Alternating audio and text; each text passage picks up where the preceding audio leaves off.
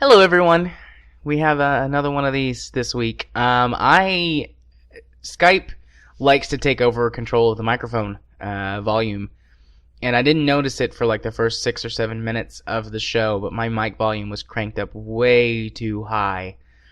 I have tried to bring it down, but reducing it too much leads to this odd distortion. I'm not sure why. It could completely be something wrong with my editing skills, but regardless, there will be 6, 7, maybe 8 minutes, I don't remember exactly, of me being way too loud, and I do apologize for that, but I notice it and then fix it, and the rest of the show is fine. So once again, I do apologize. It seems that we are having a string of weeks where the things just don't always go perfectly. But that's alright. We love you anyways, and I hope you love us too. Anyways, as I said last time that I did this, go for the theme song.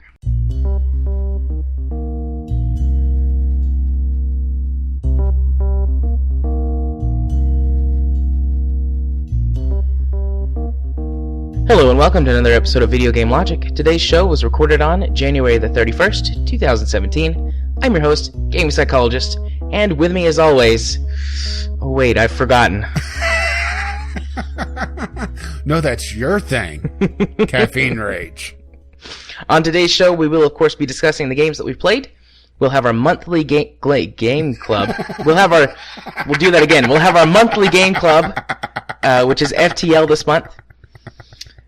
And everything has gotten out of order on the sheet. The Division gets microtransactions. We'll have our weekly community corner and our Steam weekly deals discussion.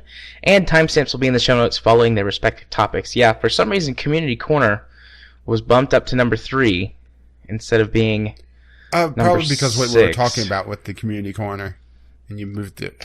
I must have moved it by accident. Because I was too busy sorting tweets to even mess with it. Yeah, I must have messed it up somehow. Besides, that's okay, I don't need to mess with it. I mean, you screw up your own enough already. Yeah, it's fine. How are you, Rage? Doing all right. Glad you decided to show up, though. Yeah, by the way, today. yeah, the gag that I did for Rage's funny intro this week. So Saturday, I was just exhausted after a long week. Yeah, and I was kind of tired as well and was a little grumpy. Yeah, so... and correct me if I'm remembering this wrong, because I was pretty out of it, but I think I said something along the lines of, hey, do you want to do this again Monday? And I thought you said, yeah, we'll see how you're feeling. And I said, okay. Which I kind of defaulted to, I haven't heard back from you saying no. And usually, if you don't get a hold of me, it's we're good to go. Yeah, but I had just forgotten all about that exchange. And so Monday night, I tweeted something like, hey, thinking about streaming some Factorio for shits and giggles. And you were like, are we not recording? And then it dawned on me, and my response was like, you know what, man? I just forgot. No excuses. I just forgot. But I mean, I was getting set up. I was having my pre-recording cup of coffee, and it's like, Jared? You forgot something.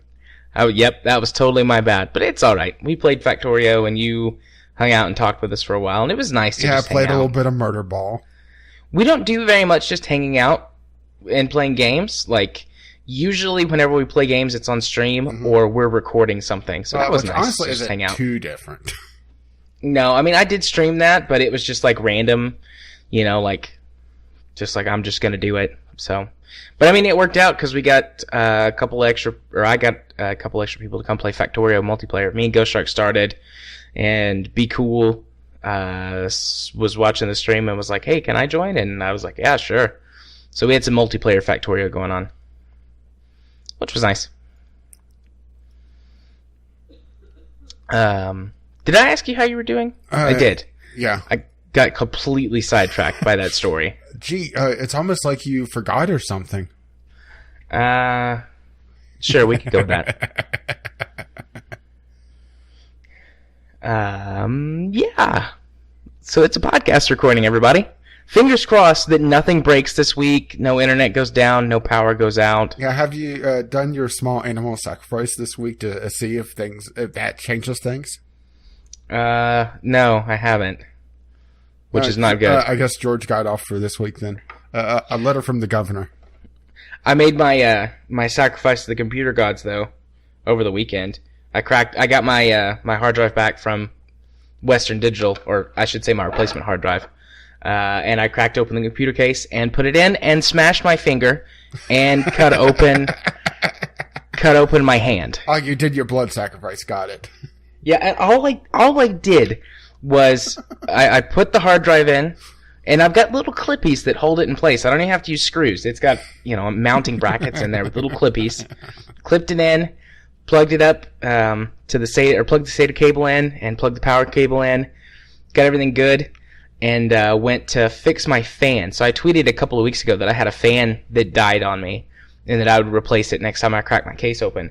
I got to looking, and whenever I pulled the drive out, I must have just tugged on the power cord, and I unplugged the fan. So that was an easy fix. Just plug it back in and working, no problem. So I didn't actually have a fan die. But doing those two simple tasks, smashed a finger, cut my hand. Can we call that a computer bite?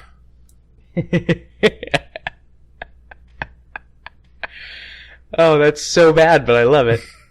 And that's why you love it. Yeah. So I did do my blood sacrifice. Hopefully we don't have any problems this week. I guess we'll see, huh? And let me just say, thank God that we're finally talking about FTL. I don't know how many times we've mentioned this, but you know what? We're going to mention again. It feels like it's been forever since we talked about a Game Club game. Well, I'm looking forward to moving on. Well, it's been 4 weeks. I know. And the thing is, FTL is not a game that requires 4 weeks. This next one definitely will, though. That might be the biggest problem with it. Like, you can form a pretty quick opinion in FTL in like a couple of hours, and then that opinion probably is not going to change very much. Yeah. And so it's like, well, okay, because I played Factorio, or not Factorio, I did play Factorio, but I played FTL for maybe 5 hours for this game club, which, I mean, we'll get way more into detail that later. I also had plenty of time with FTL beforehand. Yeah, I mean, I'd played it 3 or 4 hours before, and about 4 or 5 for this one, and I was just like, okay, I'm done. Let's put it this way. I'm at 50 hours total for FTL. You've played FTL way more than I have. I think I'm at like 10 hours or 12 maybe. So, like I said, I could have done the game club in December because I already had my opinion of FTL. Yeah. But before we descend into game club talk, we should talk about the games that we played this week. My list is FTL. No, my list is a bit longer than yours. Yeah. But that's okay. You can just go ahead and go first. And yeah. Well, here's the thing. One of them's together. You're keeping up the whole thing of I play a game and then you play it. Well, I mean, you suggest you should play these games and we should talk about it, so it's also partly your fault. Yeah, sure, we'll go with that, I guess. My chair's broken, or I'd be spinning. Easy there, man, Fuhrer. Besides, do you have your nomination yet, or has the president not gotten to you yet? Oh, let's try to avoid that this week. Okay. Well, we talked about it at length last night. Some Murder Ball. I played a little bit of FTL this week. Or not, FTL as well, but Rocket League. Sorry, you did it too. You did it too. I'm so focused on FTL and wanting to get it out of the way as well. Yeah. But yeah, I played a little bit of Rocket League, and like I said, it tends to divulge into Murder Ball for me, just because I'm rough with my opponents. Do you think that's a fair thing to say? Oh yeah, that's definitely a fair thing to say. And matches always get violent, more violent with me around. I posted a GIF. I guess it was a couple weeks now, or was it this past week, where I showed this goal that I set up and just murdered the goalie as he moved around and got lined up to do the block. And just completely blindsided him. Yeah. It's things like that just amuses me. And it's when I get the other team angry enough that they start gunning for me and stop playing the game. You do have that effect on people. I've seen it firsthand.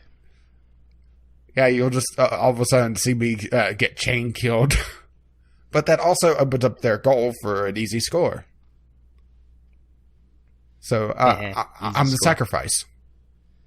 You're the blood sacrifice. I'm not even sure what traditional soccer position I would be considered. Maybe attacking forward, because I do try to set up plays instead of taking them myself. Yeah, I don't know. I don't know much about most sports, and soccer is definitely towards the bottom of the list. Just wondering, is there a soccer position where you just murder the opposing team? Probably not. See, soccer would be a lot more popular in the United States if there were. I would definitely be interested if there were explosions when people were playing soccer. Granted, from what I've seen online, there are a lot of theatrics in soccer. Probably my favorite one is a guy gets his ear flicked by the opponent, and he just falls down to the ground, clutching his ear like the guy tried to rip it off. I'd love to see Mike Tyson play soccer. What would be the response to him biting someone's ear off? Before or after he fucks them? Yes. And. Easy there, Kyle.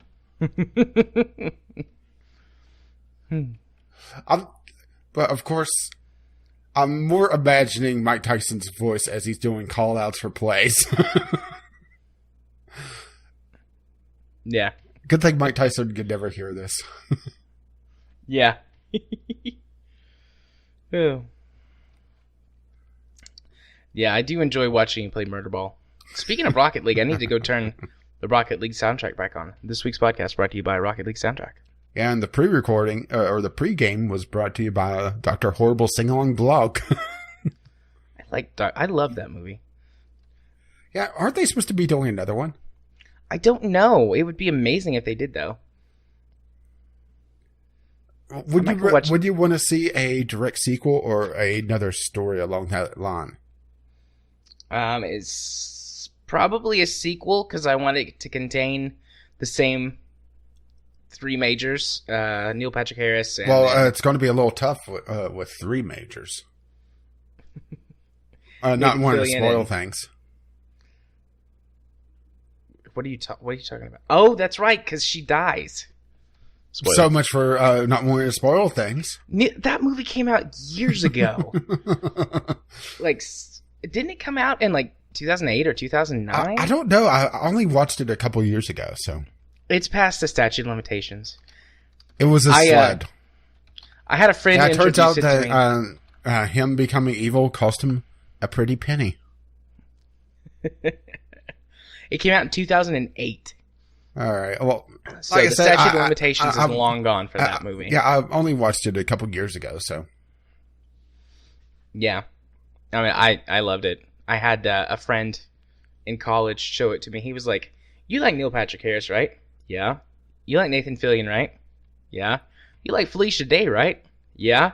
"Then man, do I have a thing for you."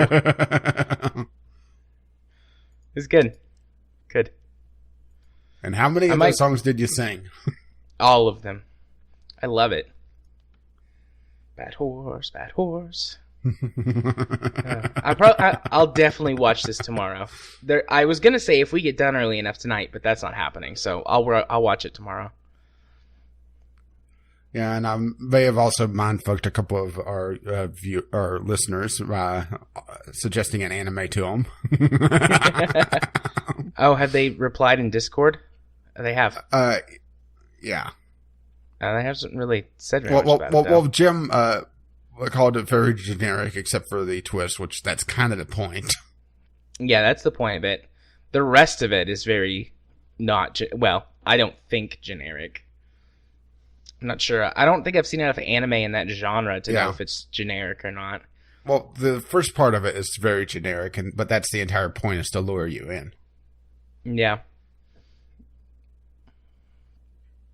I want to watch anime, too. I told you, we need to have an anime night, the two of us, so we have something to talk about. Because we have to save everything for the podcast of game-wise. We need to create another day of the week. We do something every night, except Monday nights. And Monday nights are kind of my night to do with as I please, which usually is sit in front of the cat or sit on the couch and just like stare at space. That's not true. Here lately I've been playing Factorio on Monday nights for like the last 3 weeks, but So pretty much the same thing. relatively, yeah. Just watching the logistics bots block out the sky. I took a few screenshots that I need to post on Twitter of just like lines and lines of logistics bots. I've got 2 games going right now. One of them with more aggressive aliens and one with less aggressive, but well, I guess that's for me to talk about during Factorio. So yeah, which we've gotten way off track from Rocket League. Yes, we have. But to be honest, there's not a lot to talk about with Rocket League outside of I'm very violent in that game, and just treat it as murder ball half the time. But honestly, that it's become that's like my sub game is that I see how angry I could get the other team. Game within a game. I just see I see a goalie. It's like goalie must kill. Yeah. And then I just see how many times I could blindside him until he gets too paranoid for me to kill anymore. Right. Well, then let's talk about the other game that you played this week. Yeah, which I also played. Yours. I didn't do the Sunday Sampler just because I was too tired to record it. And honestly, I didn't really have any good games that were recent. And in my backlog is more long-term projects that require several days of gameplay to really be able to do anything with. Right. Which I should start working on anyway, but we both played the For Honor beta, and you liked it a lot more than I did. I really, really liked this game. A lot. I did a little digging after we played, and I think I found why some of us were having connection issues. It does peer-to-peer connections. Oh, it doesn't have dedicated servers, so if your connection's not above a certain grade of stability, you will get dropped often.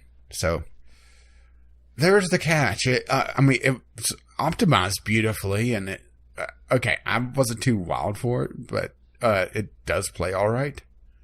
So I was looking for, this is a Ubisoft game. Something has to be shitty somewhere. Where is it? There you go. Yeah, the game is gorgeous.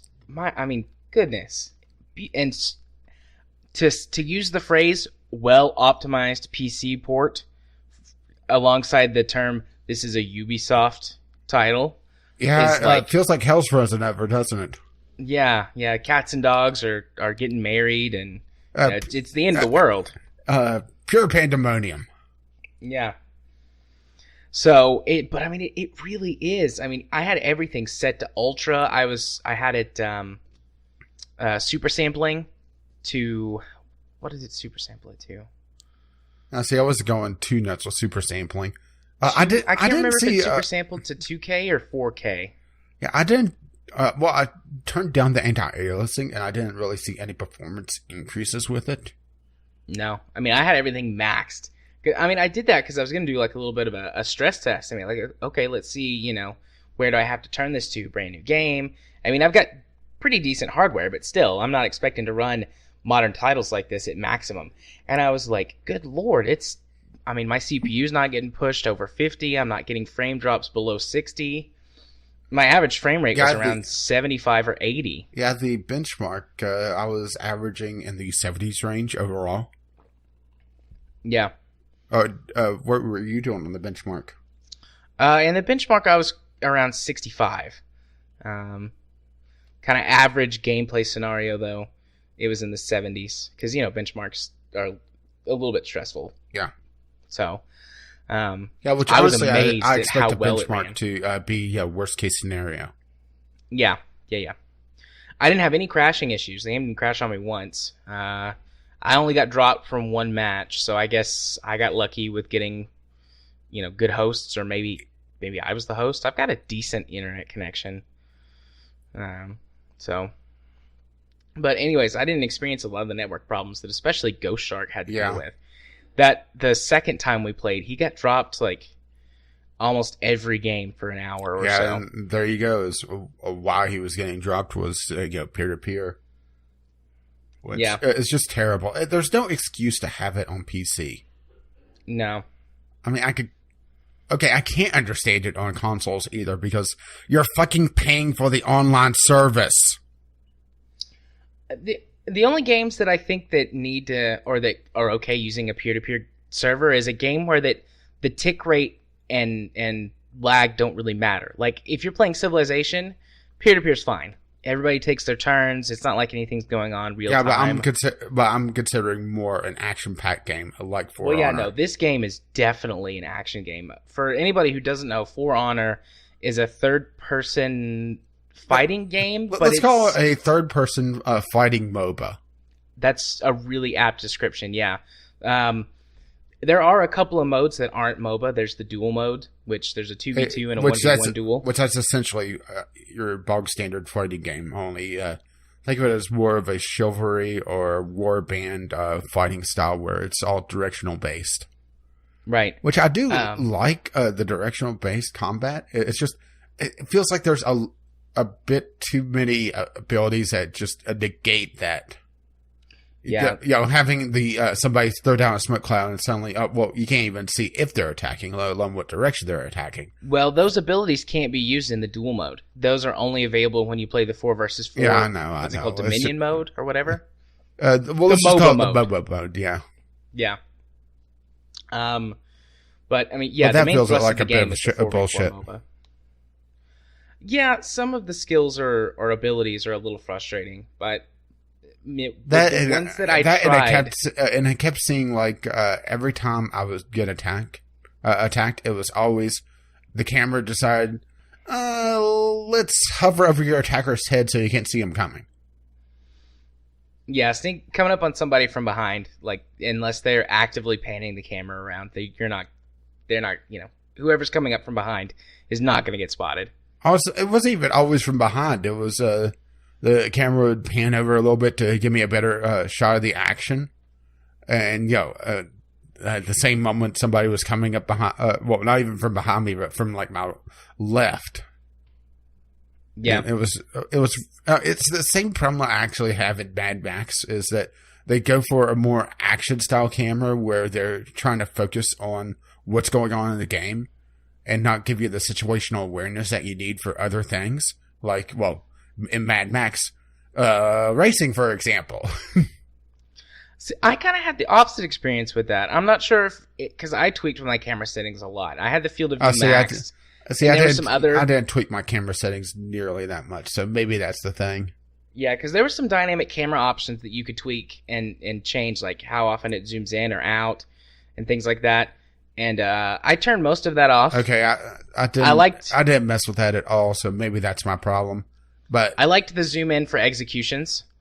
Because, I mean, when you're doing an execution, it doesn't really matter. Like, you're locked into that animation until someone hits you or you finish it. Yeah, true. So you can't really do anything anyways. But yeah, but having the camera be that frustrating on default settings, yeah. Yeah, because I didn't like the default settings. I didn't like it zooming in. Actually, whenever I would get into combat with more than that's probably my one problem. Then was that I didn't go in and tweak the settings, and I didn't realize that there were that many settings for the camera. Yeah, it had a pretty robust amount of camera settings, which I was pleased with because I turned it kind of the opposite. Whenever I would get into combat with multiple people, my camera would step out another kind of zoom level so that I could see both people better, or three, however many people engage. Yeah, and it wasn't doing that for me. So there you go. Yeah, it's very. What's the right word? The combat is very mechanically sound and very visceral. Fluid. Yeah. I would go with a pretty fluid because you are able to go pretty easily between opponents. Now, granted, you don't want to go between opponents. You do want to keep it 1-on-1 if all possible, because if the moment it goes 2-on-1, unless you're doing the death kill or the death blow on someone, you are utterly fucked. Yeah, and there's basically 3 different classes for each of the 3 factions, And they play a little bit differently, but for the most part, you've got your kind of all-round person, your jack of all trades. You've got a tanky character, and you've got a glass cannon, like berserker character. And each of them plays very differently. And the tanky character can do okay against two people if you're competent enough at it. Mm-hmm. But the other two struggle, particularly the assassin / berserker style damage dealer, because they have no health, little armor, and they get killed really quickly. The game can be very punishing too. Like, there's several different layers to the combat. Like blocking, there's different ways to block attacks. Certain characters, like for example, the tanky guys all have shields, and so they block pretty much everything and take very little damage as long as you're blocking from the right attack direction. Yeah. The assassin type berserker characters, though, they're more parry focused when it comes to their blocks. So you really have to time your blocks, because they can't sit there and hold a block forever like the guy with the shield. So you have to time it just right, and if you get it perfect, you can actually do a counterattack. So there are different play styles, different levels to it. There's exhaustion level. So if your character starts to get worn out, their attacks become slower and weaker. And if you run out of stamina, you can't block anymore and you can't sprint. So if that happens, you're pretty much screwed unless someone comes to your rescue, or you just get really lucky. Certain characters can develop sort of adrenaline or rage. They can kind of negate that stamina effect. Several of the characters have like a revenge mechanic. Like if you're with a teammate and your teammate gets killed, a couple of the character classes can get like an adrenaline rush, and they do more damage for a short time and don't tire out, because it's like, oh, you just killed my friend and now I'm pissed off, and even more adrenaline is pumping. So it's nice. There's lots and lots of levels to combat, and you have to learn, like, is it time for me to attack? Is it time to defend? Or should I just run away? Yeah, and it seems like we got several people, well, at least when I was playing with you guys, that had been playing that game all day, were already pretty good at it. Yeah. It's got, I think, like, to become basically proficient at the game, you can do that pretty easily. And then it's one of those games that's got a very high skill ceiling. Yeah, which I generally like. It's just they didn't have enough people at our level, or at least when I was playing, that the matchmaking was just throwing us to the wolves. Yeah, and I don't understand if there's any sort of way that matchmaking balances, because each of the characters, you don't receive an overall level. Each of your characters has which is a bit of a red flag for me. Yeah, this game definitely is. I don't know if they've confirmed or denied or whatever, but there's lots and lots of places where microtransactions. Yeah, I was about to say. Remember, I was talking about that exact thing when I was going through all the customizations. Like, oh, I see so many places for microtransactions. I hate being so cynical about this, but kind of a reason to be cynical these days with microtransactions, huh? Yeah, I'm actually doing a quick Google search to see if anything's been said about that.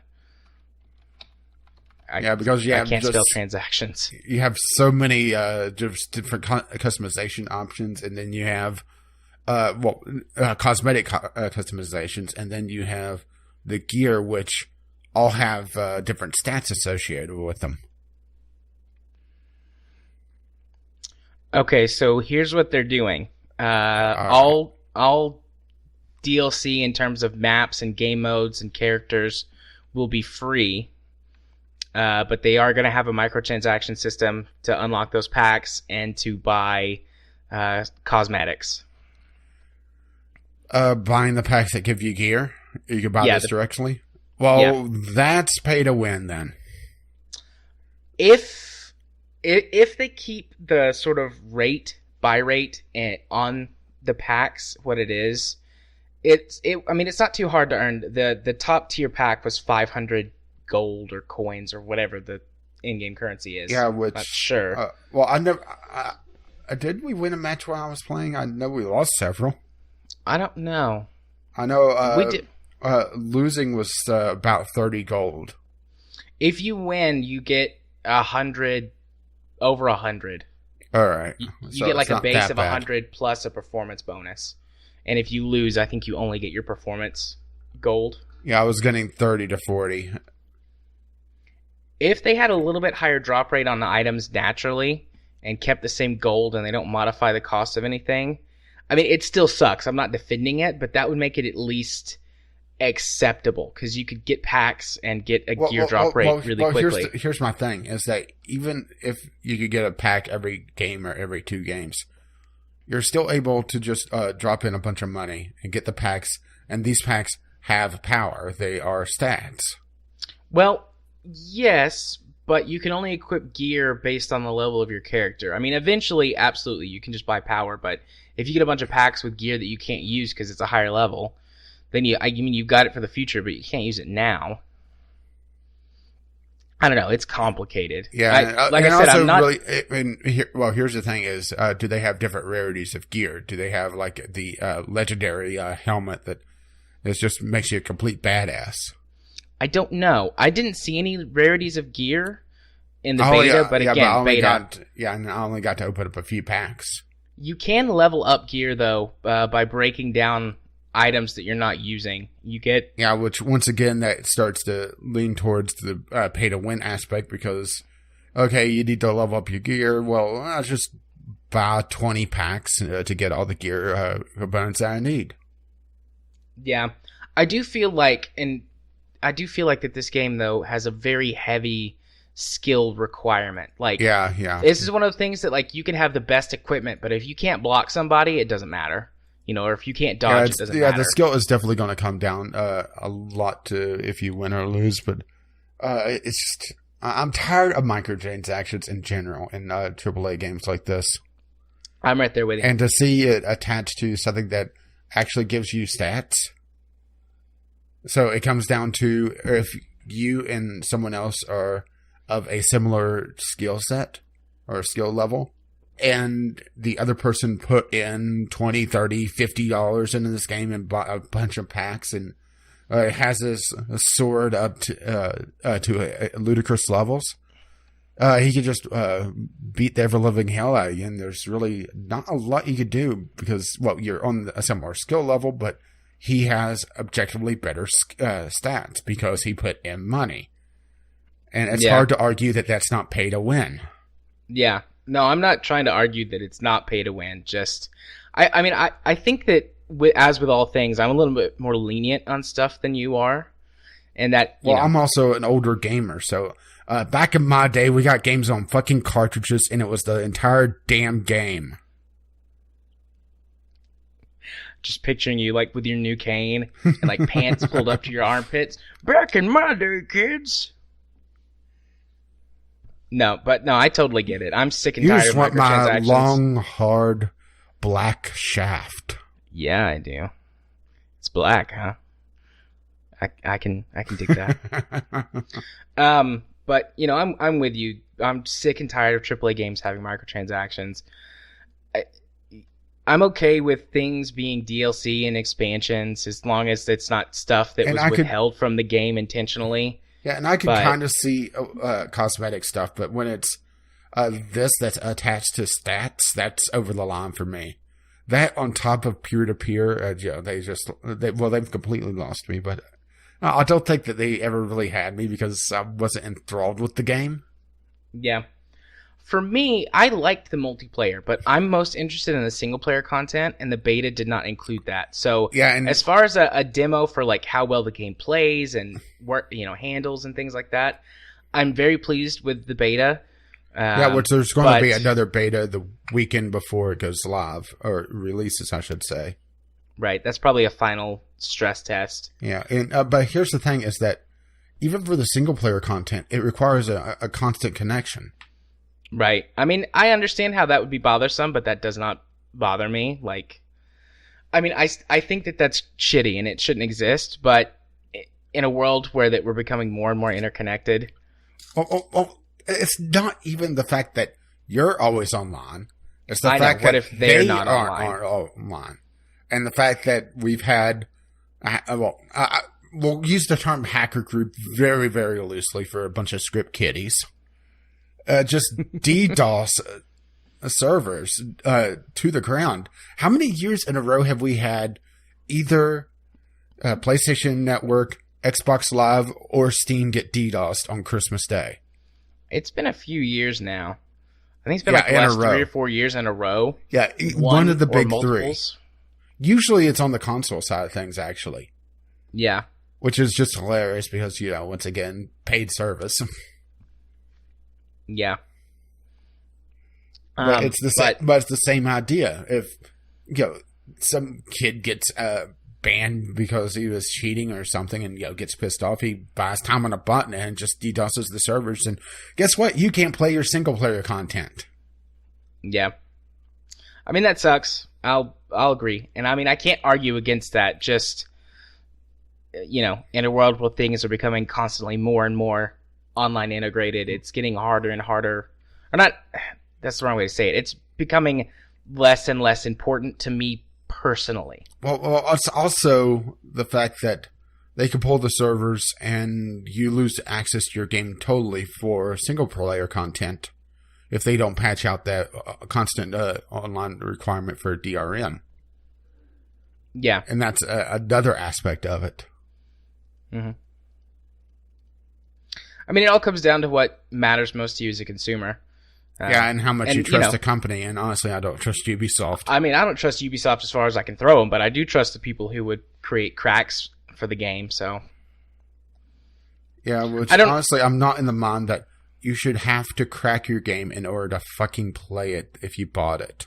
Oh no, I agree with you there as well. But I also that doesn't bother me as much, again, because I think the difference in you're a little bit older than me. So I'm very used to pretty much everything I own being more of like a digital license as opposed to a physical product. So in my mind, that's not a big deal, but I'm not going to say that it's not a big deal for everybody, because obviously it is for some people. But I'm hoping that the single player reviews well. But I'm not sure if I'm going to buy For Honor, Halo Wars 2, or both at launch, or wait for one of them. I don't know. Because do you have anything else to say about For Honor before I segue out of it? Not really. It's basically two games two genres that I don't either really have a lot of experience with or don't really care about. The MOBA and the fighting genre. Yeah. So I was already kind of lukewarm on it, but I tried it anyway. Yeah. I mean, free weekend. Why not? Yeah. Yeah, which they're doing a free weekend for Rainbow Six Siege, and supposedly that has a really toxic community. Probably does. But so yeah, I'm not sure if I'm going to go for For Honor or Halo Wars 2, because they both come out mid-February. I think For Honor comes out first in 2 weeks, and then Halo Wars 2 is in 3 weeks. But I played the Halo Wars 2 Blitz beta over the weekend. So Blitz mode is a Halo version of Clash Royale. All right. That's what they've done with it. It's more complicated is the wrong word. It's more in-depth, much more strategic than Clash Royale or that type of game, because it's taking that idea from a mobile platform and putting it into a more serious game. And it's got a lot of stuff that I really like. It also has some stuff that I really hate. So if they just went with the whole idea of you've got your cards, you build a deck, and you get your energy to play them, and each faction gets different cards, that would be great. But of course, it has a leveling system where you have to level the cards, and it's also ripe for microtransactions. I don't know if they've said that it's going to have microtransactions or not, but I think the default stance is probably. If it can have microtransactions these days, it's going to have microtransactions. I'm just going to search that really quickly. Honestly, spelled microtransactions wrong again. Honestly, the only Clash Royale style game that I've seen that hasn't have the leveling system though has been Minion Masters. Yeah. It doesn't. They don't say. I don't see anything in the first page of articles, and I'm not going to dig too much. Yeah, I mean, it's become basically a micro-genre standard is that your units have this level up that each level up makes them just better than the previous level. Yeah. But it's a fun game mode.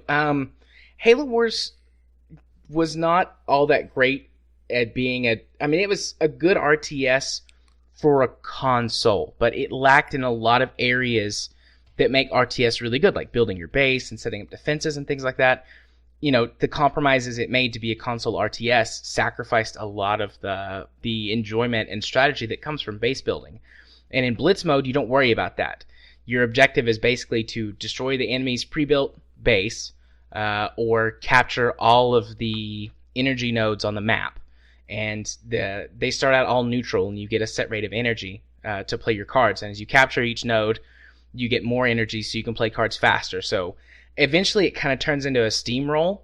But, there's give and take and paths to defend and assault. And each faction has like a super weapon card that they get unlocked whenever they're about to lose that they can use to try and turn the tide of battle. So it's got some neat mechanics, and it does something that you can't do on mobile, which is have up to 4v4 Blitz battles. Interesting. So that makes things a little bit more interesting. Like, okay, do we want to team up? Does everybody want to try and take on one guy, or whatever? And it just bigger, more units than you can have on mobile because consoles are at least more powerful than mobile devices. They are. And I played it on PC too. I played on both my Xbox and on PC because you could download it through the Windows Store because it's Halo Wars 2 is a Play Anywhere title. So I checked it out on both, and it obviously plays better on PC, but it plays surprisingly well on console as well. So what's more surprising is that the Windows Store worked long enough for you to download that. But I had a good time with it. I'm not a big fan, or I wasn't a big fan of the Halo Wars multiplayer. I'm at best painfully average at RTS games. So I don't do very well online most of the time because I just get murdered by anybody who's... Here's the thing, is that you're not Korean. That's very true. I'm not Korean. I'm a fat white guy. Fat white guys aren't very good historically at real-time strategy games. But, I love Halo. I've said it a million times. The Halo universe is one of my favorite video game universes. I loved the original Halo Wars for the story that it told. And I'm pretty convinced that they'll tell a good story. And based on the betas that I've played, the gameplay mechanics really haven't changed all that much. I've added some new units and new heroes and stuff. But, it's Halo Wars 1 with a new shiny coat of paint. So, I don't know if I'll get For Honor or Halo Wars first. Unless they just review, both of them terribly, in which case I skip both of them altogether. I'll honestly be shocked if For Honor reviews terribly unless the microtransactions are very egregious or there's some sort of problem that pops up in the release version because, let's just call a spade on this. The beta was a demo for Halo Wars. Oh, yeah, absolutely. Unless there's some minor networking problem behind the scenes, which, okay, there was a major networking problem with, Ghost Shark constantly getting dropped. Yeah. But there's no time to fix this without pushing back the game.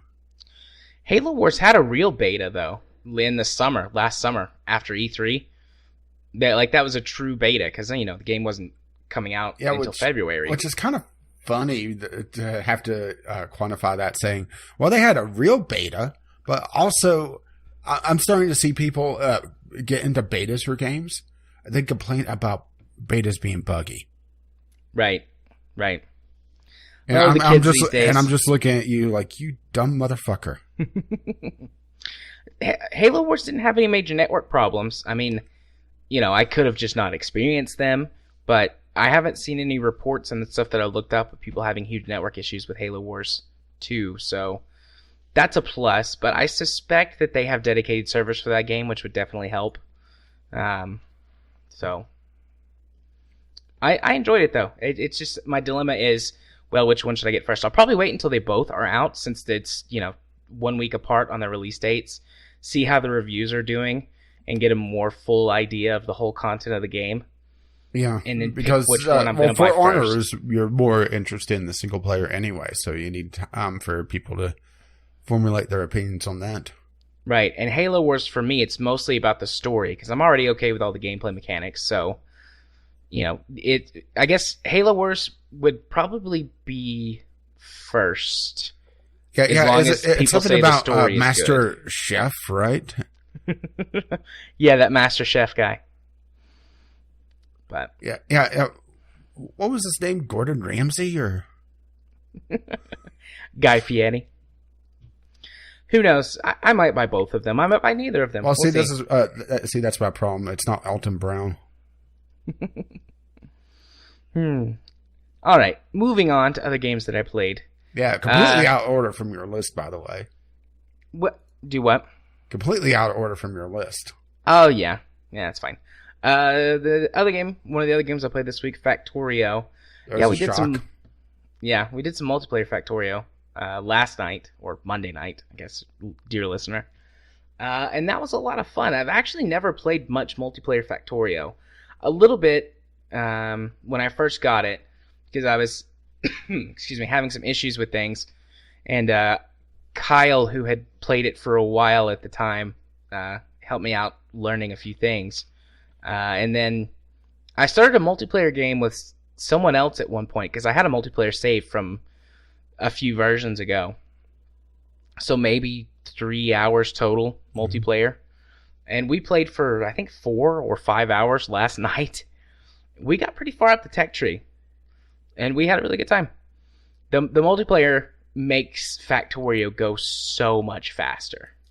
Yeah, I think that's my major problem with Factorio is that single player, it is very sluggish. Yeah, but with I multiple haven't played people, it in a version or two. Yeah, with multiple people, it goes extremely quickly. Because, Ghost was, amazed at me, starting, I'm like, all right, I'm going to do this and this and this and this. He's like, I don't know what to do. And eventually, we were like, why don't you do research? You focus on our research, and I'll focus on doing these things. And then whenever Cube joined us, he was just kind of following one of us around and just helping out with whatever we were doing. He was a lost puppy. Well, not that bad. I mean, he did some things on his own, and he helped. Whenever we would go through an interim, okay, we need to change this, and that means we're going to have to get rid of this or make this thing to just get us by for a little while. Oh, there's my coffee pot telling me that it's going off. But Cube would do that, and then he would go and help make things more efficient as well, where it's oh, we need some more iron production. He would go and plop down a couple more forges so that we could get more iron or whatever. So, but it's a lot of fun in multiplayer. We're going to start playing it more. I don't know if we'll do a Wednesday or a Friday stream for it, maybe. But we're just going to keep playing with that same game regardless. And I know that you have it, so you can join in too. Yeah, I just haven't played it in a while. You could continue your murder fest. We're going to have to start killing aliens soon and getting purple science and clearing out. You mean I could take a tank and just run over aliens?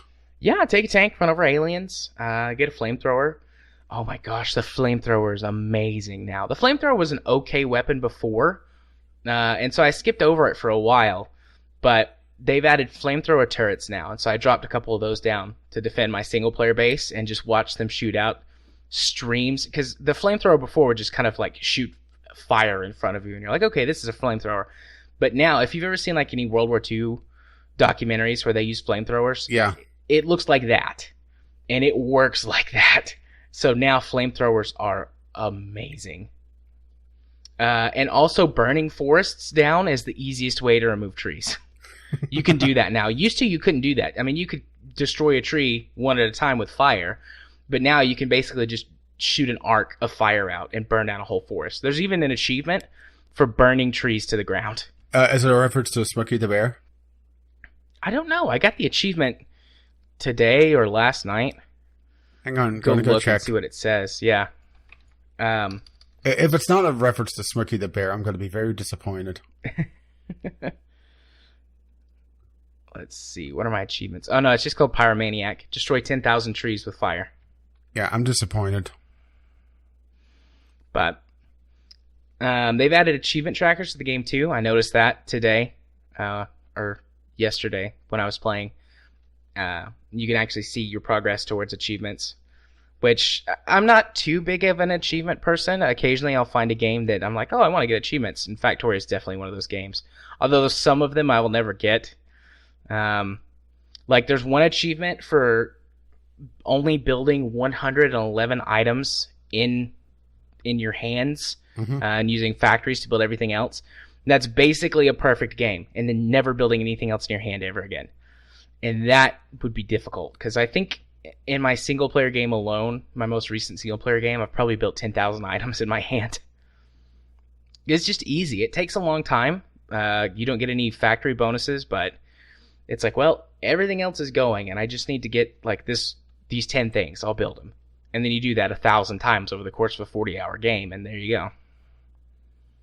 It's called Lazy Bastard. Win the game by crafting no more than 111 items manually. Wait.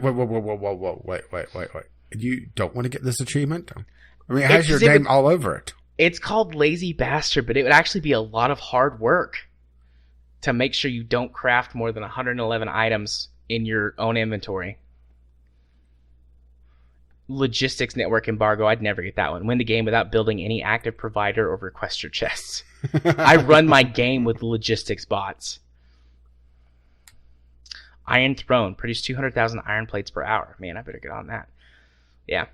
I want to get a lot of these achievements. You know, some of them I won't get, but I would like to get them. So, you secretly deep down want to get Lazy Bastard. I do want to get it, but it's so much work. I probably could do it on a peaceful game, because then I could just like take my time, because it really would, it would slow you down, because the initial factories are actually, they have a penalty for building things. So it would be slower than crafting things in your hand, like the tier 1 factories. And you would have to like deliberately stop and think about it. At least I would. But I might go for it and just play on a peaceful map so that I don't have to worry about the aliens coming to eat me. But so that's Factorio. I'll ask on Twitter and see if everybody wants to play it for stream night either tomorrow or Friday. But I'll probably start playing that occasionally, at the very least, in multiplayer with people. Let's see. The other games that I played this week were games from last week. Your games from last week that you said I should play. So, well, I don't think I said you should play The Trail. At least I don't recall saying that. I said it was interesting. Yeah. Golf Clash, neither of them are bad games. Well, I'll go Golf Clash. Well, I had an issue with Golf Clash that came up. It kind of lost track of my of the junk Facebook that I made to link to it, and then Facebook's realized this looks like a false account. We're going to lock in and make you send in a copy of your ID. Hey? Yeah. All right. Yeah, they wanted me to send in a photocopy of my identification, a government-issued ID. And it's, fuck you. I wouldn't do that on principle. Even if they locked my actual primary Facebook account, I wouldn't give that to them. Yeah, I was actually shocked. I was thinking it was some sort of phishing thing at first. Yeah, because it's one of those things that you don't see people asking for that. Yeah. Particularly, Facebook, really? I mean, don't they already know all this shit anyway? Yeah. My biggest problem with Golf Clash, though, is that I found it extremely boring. Well, I love golf games. Well, the thing is that I was playing in very, very short bursts. Once I build up my number of chests, the chests do take a long time to unlock. Yeah, it was 1 or 2 rounds per day. Yeah. I played probably 15 or 20 games over the course of a few, like 2 or 3 days. And even then, spread out throughout the day, just like 5 minutes between a client session or when I had to go poop. And also, it really depends on the quality of opponent you get. See, I don't know. Maybe I should keep playing it some more to get to the higher level, because I didn't lose a single game. Yeah, not one. Yeah. I went on like a 10 or 15 game winning streak at the very beginning. Yeah, people, you said, they try and go for power shots and then wind up shanking it into the trees. It's like, don't do that. Just don't do that. once you get out of the beginner tour, there's different tours that you could get, and as you build up your trophies, essentially your skilled items, you unlock further ones, but it requires a bigger bet to get into. Right. I also dislike that betting mechanic. Yeah, it does get very old. I mean, granted, unless you're losing constantly, the free chest and the chest that you do get make up for it. Yeah. But on the second tour, I started getting people that were at least somewhat competent. And then the third tour I constantly got challenged. Maybe I should go back to it and just give it some more time, because that's the main reason I got bored. There was no challenge. I was just because everybody was crushing. Happy Gilmore. Yeah, which I don't understand. Maybe I must think that they were bots or something, because there's not that many people that's that stupid. Yeah, they were either Happy Gilmores or they were just bad. It's like, I mean, I just don't understand. Like, it's you just pull the thing back until it. They would. Well, I mean, the power. people who would pull it way too far back. And then the people. We should probably explain that one. You pull it back and to a certain point, and that's where your shot was aimed for. But you pull it further back to overpower the shot to make it go further. Right, but it makes it more difficult. Yeah, to... and the further you pull it back till you hit like the maximum, then it's going the shot indicator is going wildly back and forth, and you have to time it perfectly in order to even get a decent shot. Right, but the shot indicator tells you when the perfect pullback is to get a perfect shot and give you the easiest chance to hit it where you want it to go. And that's just a timing thing, because it's got like a little arrow that swings back and forth, and you have to get it as close to the center as you possibly can. So, which honestly, even just getting a great shot is usually more than enough. Yeah, but they were just they would hit everything too far, even if they weren't like going to try and shoot it for a power shot. Like, instead of hitting a ball and letting it run up onto the green, they would shoot for the center of the green, and the ball would bounce off and roll off the back. Or they just couldn't aim. I mean, I understand, like, not everybody is going to be able to get it dead center every time. Yeah. But they wouldn't even be close. And, it shows the pictures of the Facebook accounts, and they're like grown people in these Facebook pages. Yeah, that was kind of what was getting me. It's like, okay, you're that old and you'll understand the concept of the ball bounces. I mean, granted, that is one thing that kind of annoyed me, is that you had to upgrade your clubs in order to get a club that had any backspin on it, and even then, even the short or the lower end clubs, they didn't have that much backspin, so it was more just shortening your roll time than anything else. Yeah. So it was. I'll give it I'll give it another shot this week and progress up farther in the leagues. Because that was, like I said, my biggest problem was I was just bored because I didn't have a challenge. Yeah, I think the second tour you'll be more challenged, and the third tour is where I was starting to get really challenged, to the point that I was down to about a 50% win ratio. Yeah. Okay. But I just... what happened to me was that I linked it to a false Facebook account, and my phone has a very sensitive on the touchscreen on the edges. So I held my phone and it hit the, watch an ad to get a few coins. And then it hit the ad. And it was actually for basically a similar game that's archery instead, which actually looked interesting. But it crashed the game and caused me to lose the link to the Facebook. And it wouldn't even load after that. And I actually uninstalled it, reinstalled it, and it didn't change. It just would get partway through, ask me for a login, attempt to log in. I even tried to log in on another false account to see if it would link to something else, and it just refused to. Which was disappointing because, it was at the point where it was getting to be a real challenge for me. Yeah.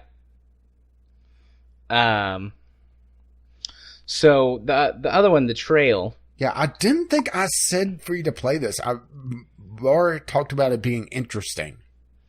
Yeah, the concept. I mean, I don't. Maybe maybe I said it. And, here's the thing: is that these podcast recordings kind of turn into a blur after the fact. Yeah. Either you said I should check it out, or you described it, and I said, "Oh, that sounds interesting." Yeah, I think it's. You thought it sounded interesting and wanted to try it on your own. Yeah. So don't blame me on this one. I don't think that the trial is a bad game, especially for a mobile game. Actually, the trail. I don't think the trail is a bad game, especially for a mobile game. It just wasn't for me. I will say that it's very generous with its model. Yeah. The thing that drove me absolutely nuts with the trail was how they handled inventory management. And not even the fact that it's all physics-based in your backpack and you can stack it up everything. It's the fact that there's no way that I found to rotate items. Yeah.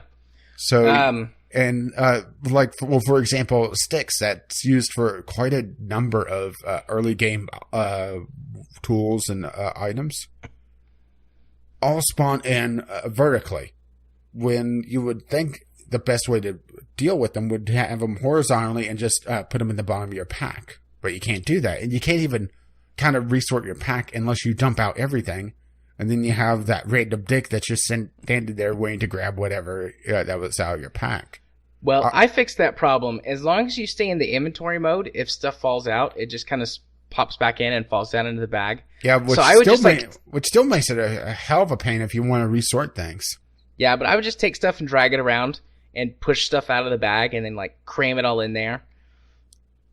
I didn't have too much of a problem. That wasn't actually as annoying as it was still kind of annoying, but not as annoying as I thought it sounded.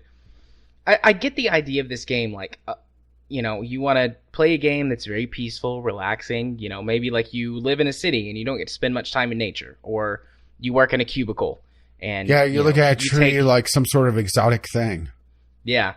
And so, you want to take a little bit of time and just spend it in the game's aesthetic is gorgeous. Yeah, it is a very pretty game. Beautiful. It's incredibly pretty. I just don't care about that sort of thing. I just didn't like it. I didn't connect with it. It wasn't something that I was looking for. I recognize the game as being, pretty neat and very different from anything I've ever seen, period. Not just for a mobile game, but period. It just wasn't a game for me. Yeah, I do wonder if it would change a lot once we got to the town and was able to start building our house. But the thing is that's a hell of a commitment. It's a long run up, if you pardon the turn of phrase.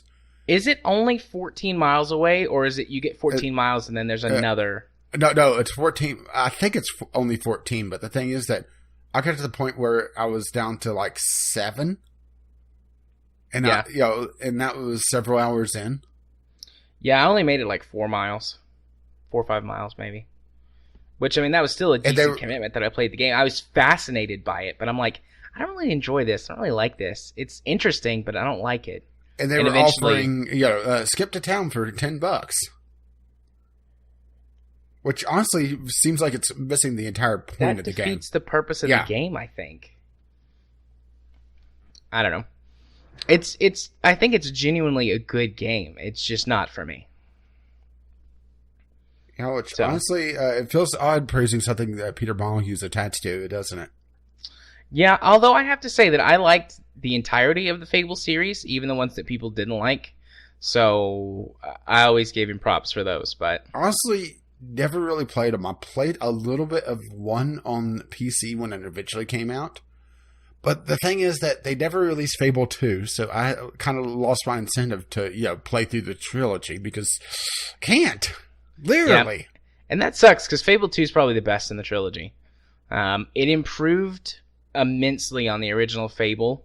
And then Fable 3 kind of took some of the best parts of Fable 2 away and replaced them with other things that turned out to be garbage.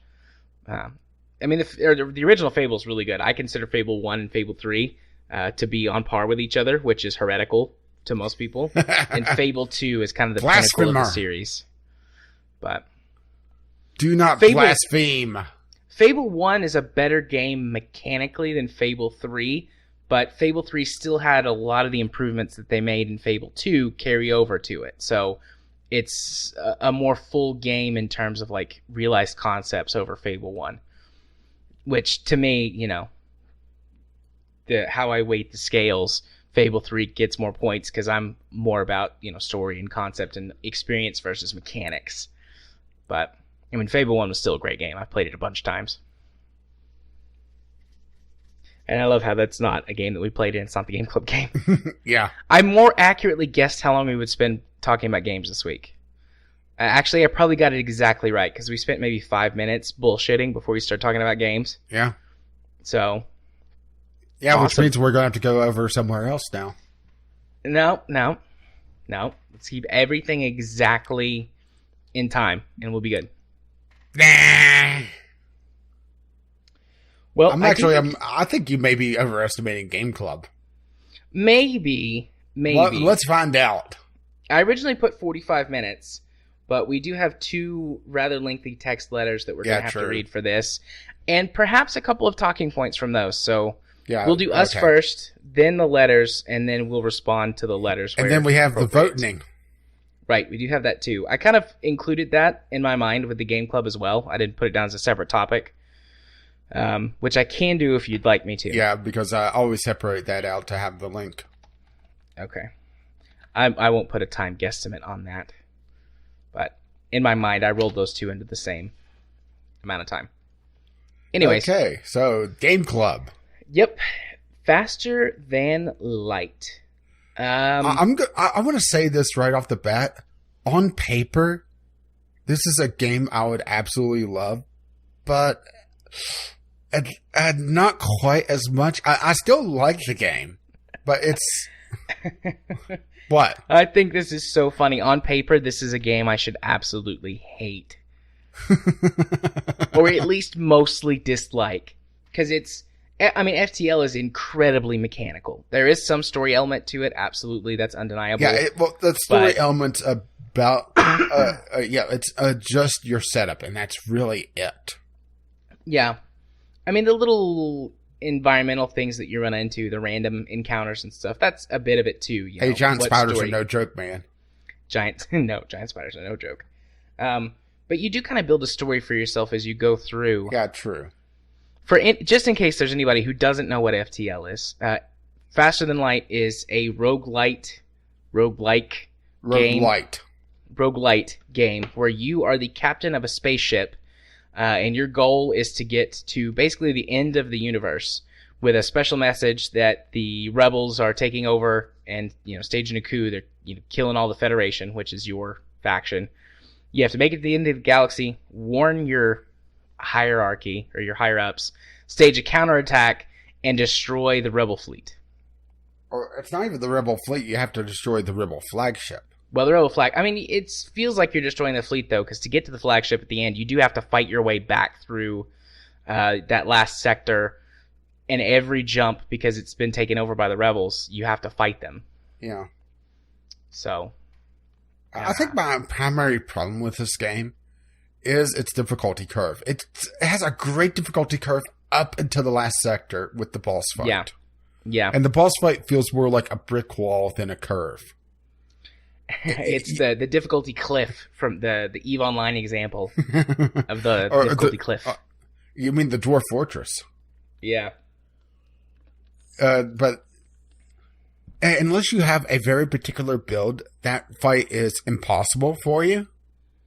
I think that's a fair thing to say. If you don't have, with the Advanced Edition or whatever they're calling it, you do have a couple of extra paths, but you really require either cloaking or hacking.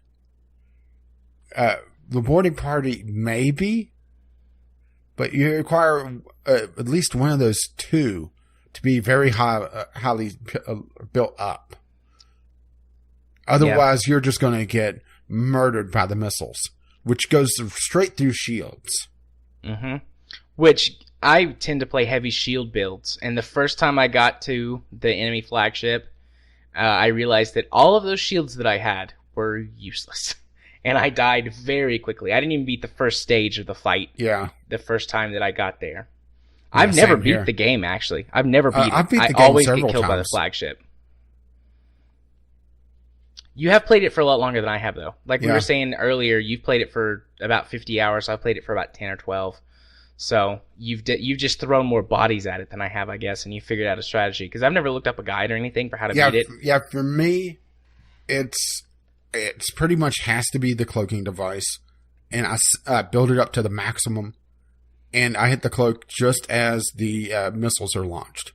The cloaking max level and the missile defense or the missile barrage are slightly mistimed. The missile barrage is slightly quicker, but if you're able to kill the flagship quickly enough, you're able to get past that. The thing is that they changed it in the Advanced Edition, where the power-ups are just absolutely insane on that boss fight. And I'm not sure if I've actually beaten the Advanced Edition. I did not even get to the boss fight in the Advanced Edition. So I played it... I could get to the boss fight pretty easily. I played it for about 5 or 6 hours for this time, just to get ready for Game Club, because it had been a long time since I played. Yeah, I only played a couple rounds because, I played a lot of this. I know my shit on it. Yeah, I played for a while on the Standard, and then for a while on the Advanced Edition, just to compare the two. And every Standard run, I would get to Sector 7 or Sector 8, which is the final sector to go fight the flagship. And in the Advanced Edition, the farthest I got was Sector 6. So I don't know, if just my lack of experience with that, I was choosing the wrong builds, or if it did something to change the difficulty curve. But well, the big thing for the Advanced Edition, if I recall correctly, is that it does add some more encounters. It adds a new race, if I recall correctly as well. The guys that suck out all the oxygen, and I'm blanking on their name. Yeah, I didn't run into them. Yeah, I actually got a crew member of them. He was my favorite to go put out fires. Yeah, because then you don't have to open all the doors. The doors are definitely the MVP of... no, I still opened up the doors. He survives without oxygen. So, open up the doors and then send him in. Just get a whole crew of those guys and just leave the doors open all the time. Actually, that's a strategy for their ship. They do have a playable ship. Of course, if you get any other race, you are kind of screwed because they are usually stuck in one room. Yeah. The doors are definitely the MVP of this game, though. Yeah. You can solve more problems with the doors than anything else. It's like, got a fire? Just open the doors so that you vent all the oxygen out into space. Got borders? Open the doors. Vent all the oxygen out into space. Yeah, level up doors to level 2 or level 3 and so that you can't get through them as quickly. Yeah.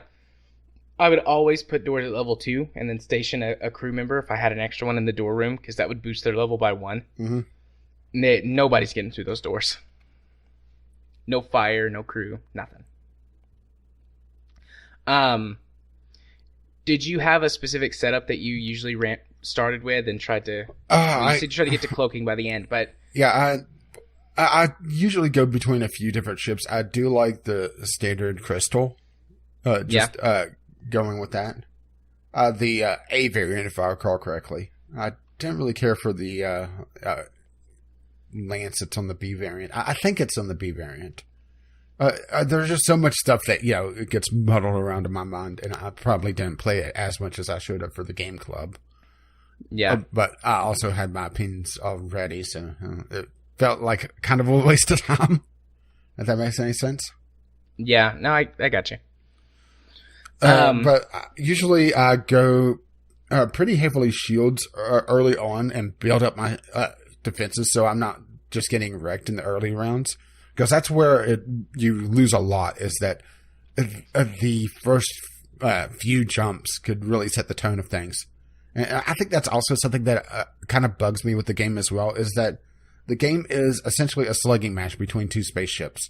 You have really no way of doing any defensive maneuvers whatsoever. You're just sitting there.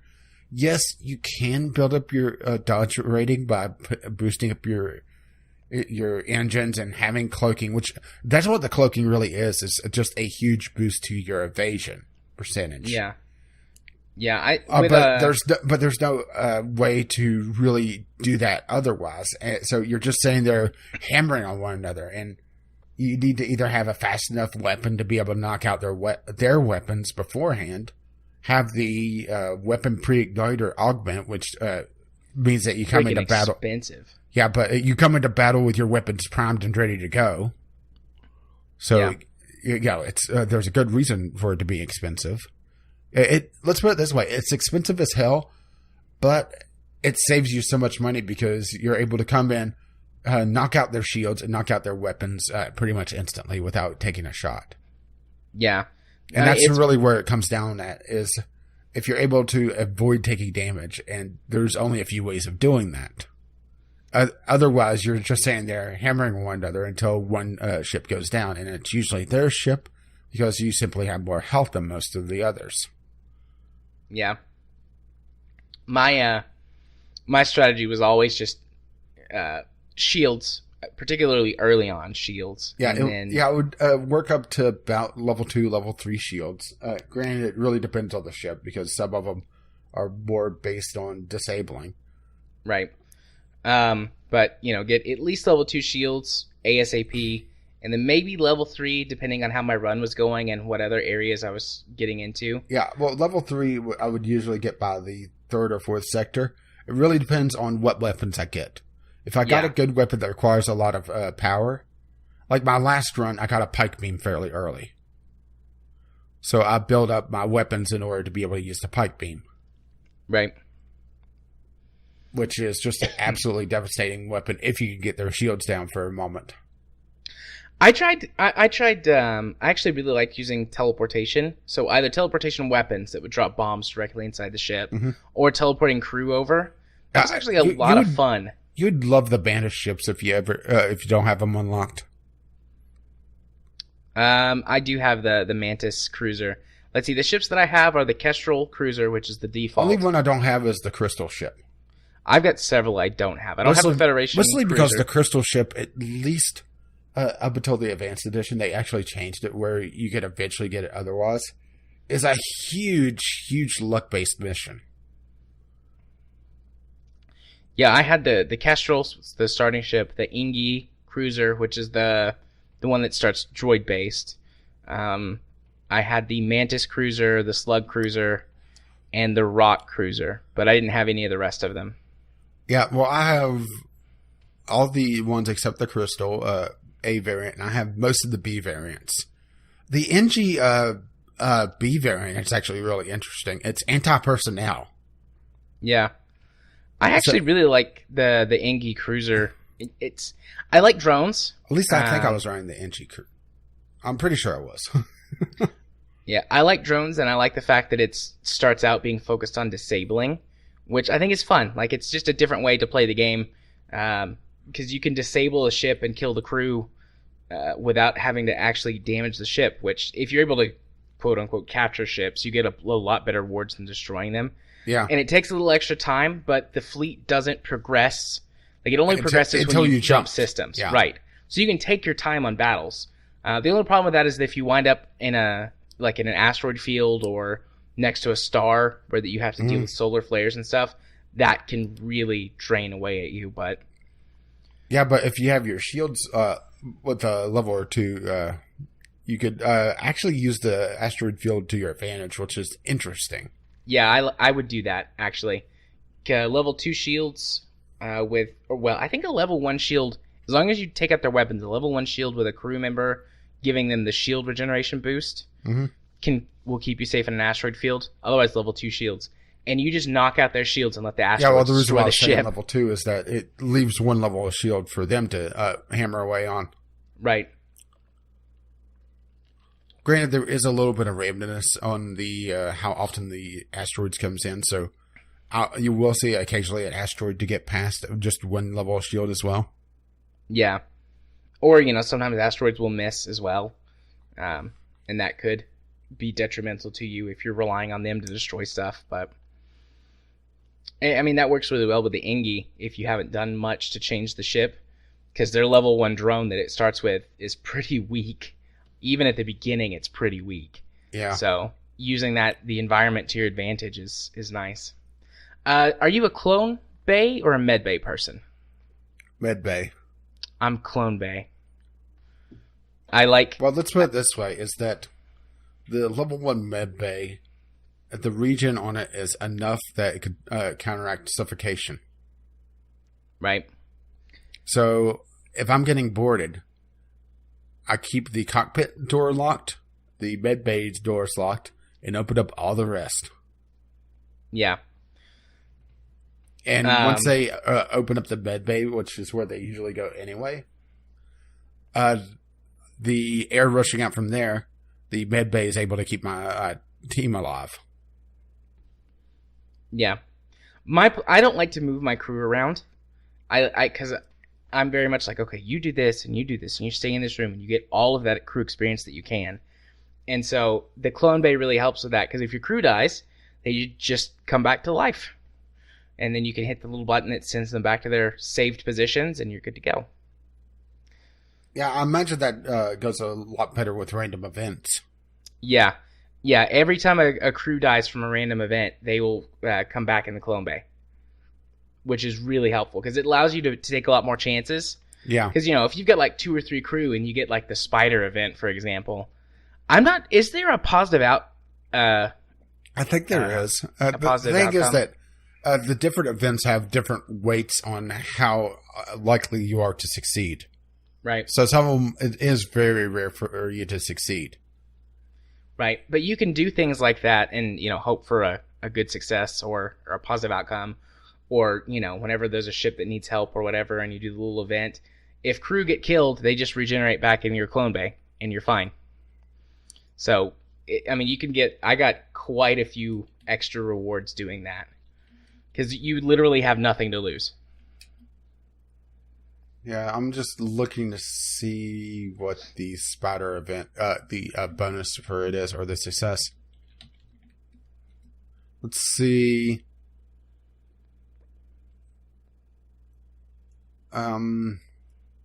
It looks like you get a high amount of scrap out of it. Okay. I don't think I've ever gotten that. But, it's okay. Usually either the spiders kill someone or we just run away. That's what happens every time. One of those two things. Yeah, and also it looks like if you lose a member with the clone bay installed to the spider event, they have some skill loss as well. I did not realize that they had skill loss, but I'm not sure if the clone bay always does that or if it's just that one event. It doesn't normally, because when a crew dies, you can see their skills. They don't go down. It's probably to counteract, there's no downside for having the clone bay. Yeah. It might do that for other events as well. I honestly didn't notice. Because I was like, I don't care. I'll do this. If they die, they'll respawn. How did you generally play? So, I'm thinking I think Kyle says this, that the game has no morality system, even though the choices, have kind of good, bad, whatever connotations attached to them. You mean if I was a complete jackass or... Yeah. How did you play through? I would say gray area. It really depended on my current situation. Yeah. I guess I kind of did the same thing, but my thought was strict survivalist. So, yeah, I would do whatever had the best chance of giving me things that I needed to keep going.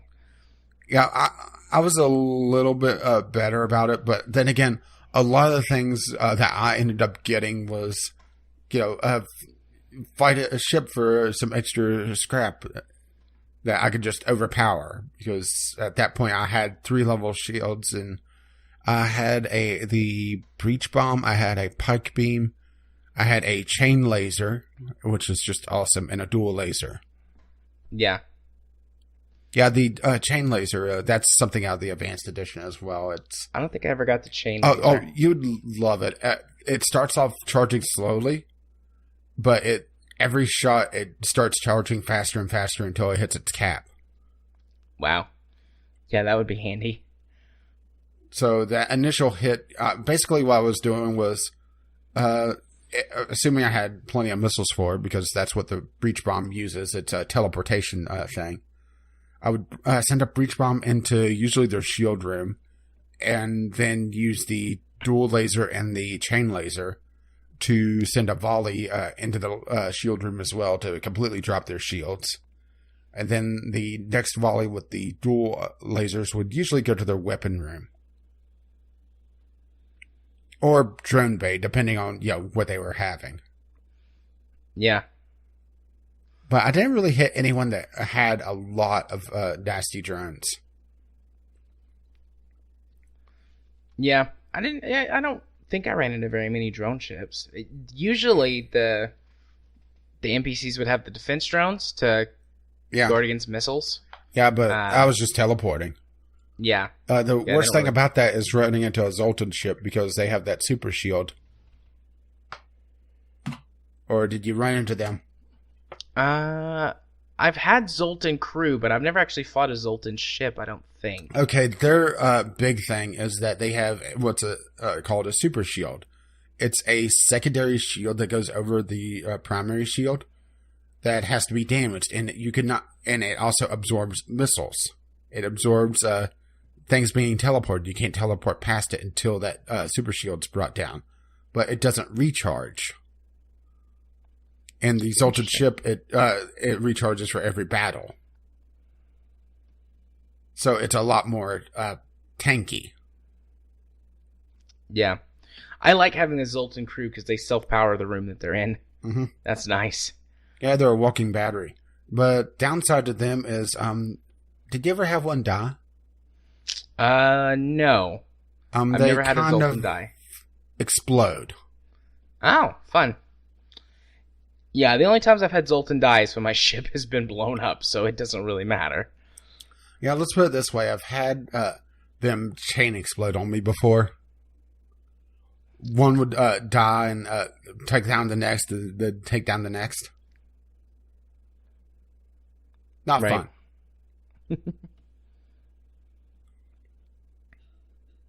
I'm looking at the different races on the wiki. I've had all of them as crew except for Crystal and the Lanius, which are the advanced guys, aliens. Yeah. Yeah, I got the Lanius as a random event. I fought a bunch of them as random encounters, like get to a planet. Or I got to a sector that was under siege by them. And so everywhere I went, like every jump, there would be a planet or a space station or something. Okay. It's like, the Lanius are attacking this place. What do you want to do? And I just, I fought them every time because it was worth tons of rewards. Okay, here's one for you. Do you think this game is more skill-based or luck-based? I'm going to say that it comes down more to how lucky you are than how skilled you are, to a certain degree.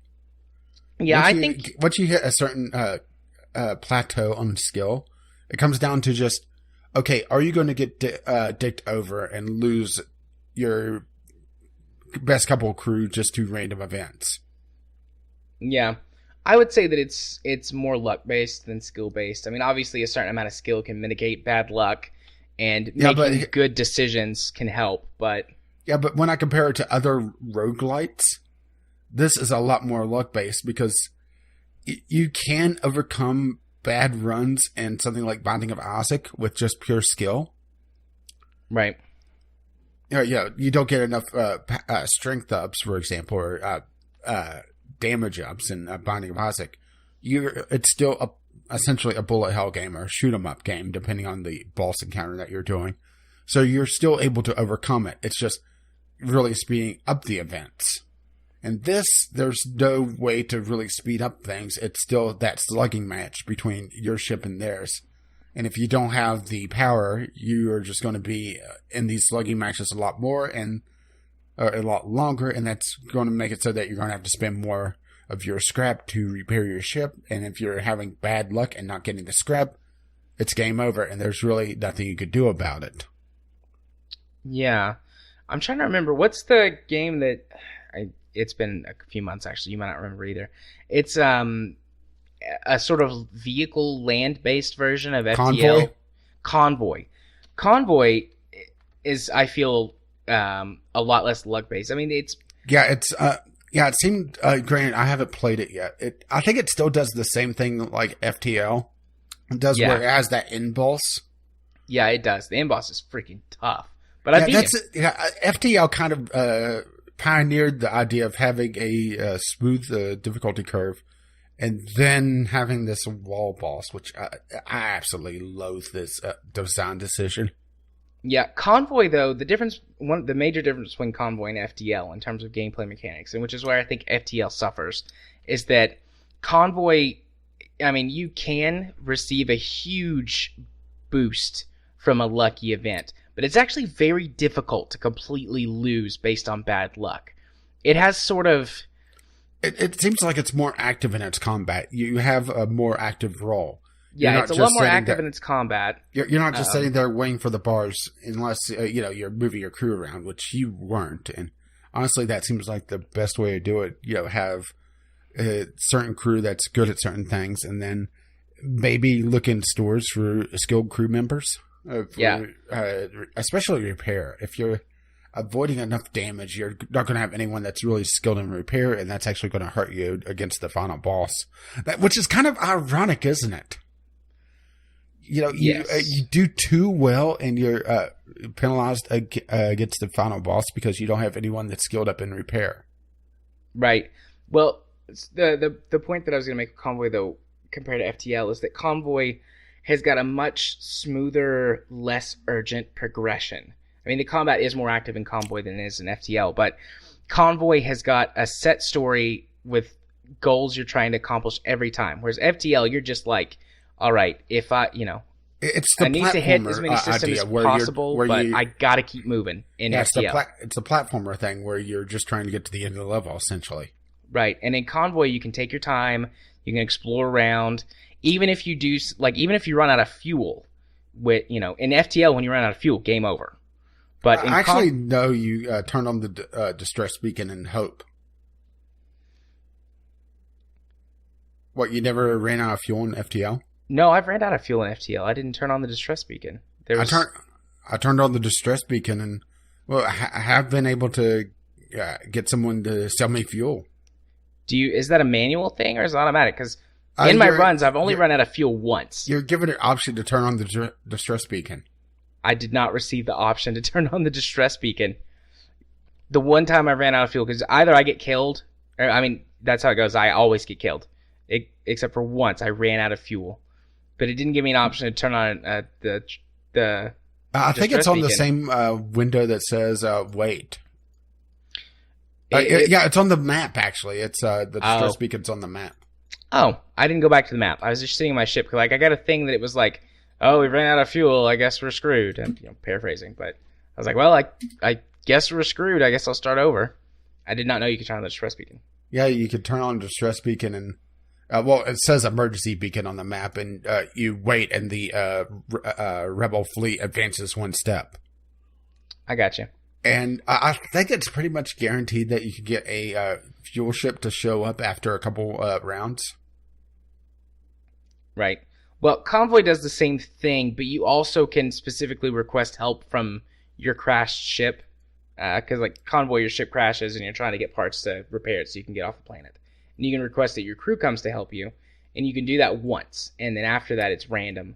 But, it's really, really, really hard to lose in Convoy to bad luck.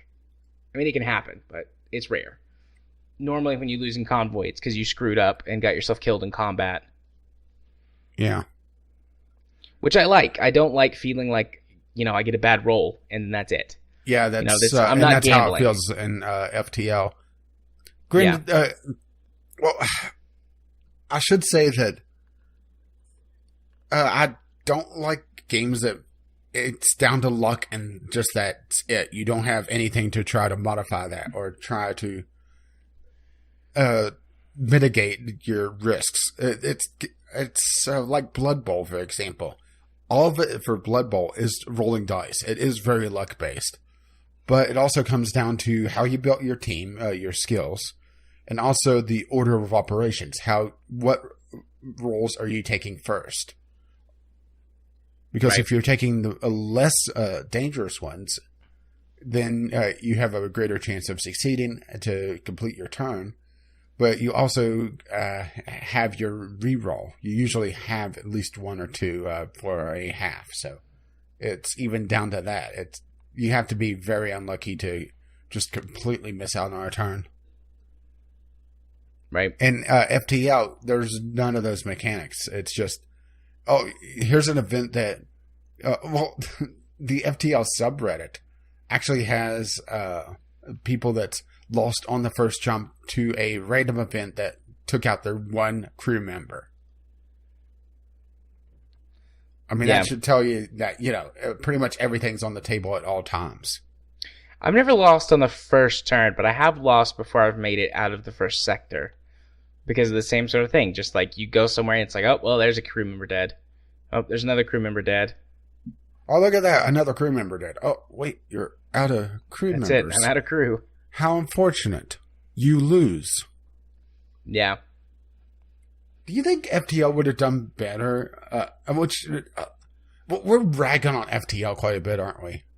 Yeah, we are. I should say that I do like the game overall. It's just I have problems with it. Do you think FTL would have done better with, instead of having the random events, have a storyteller where it tries to tell a particular story up to a certain point?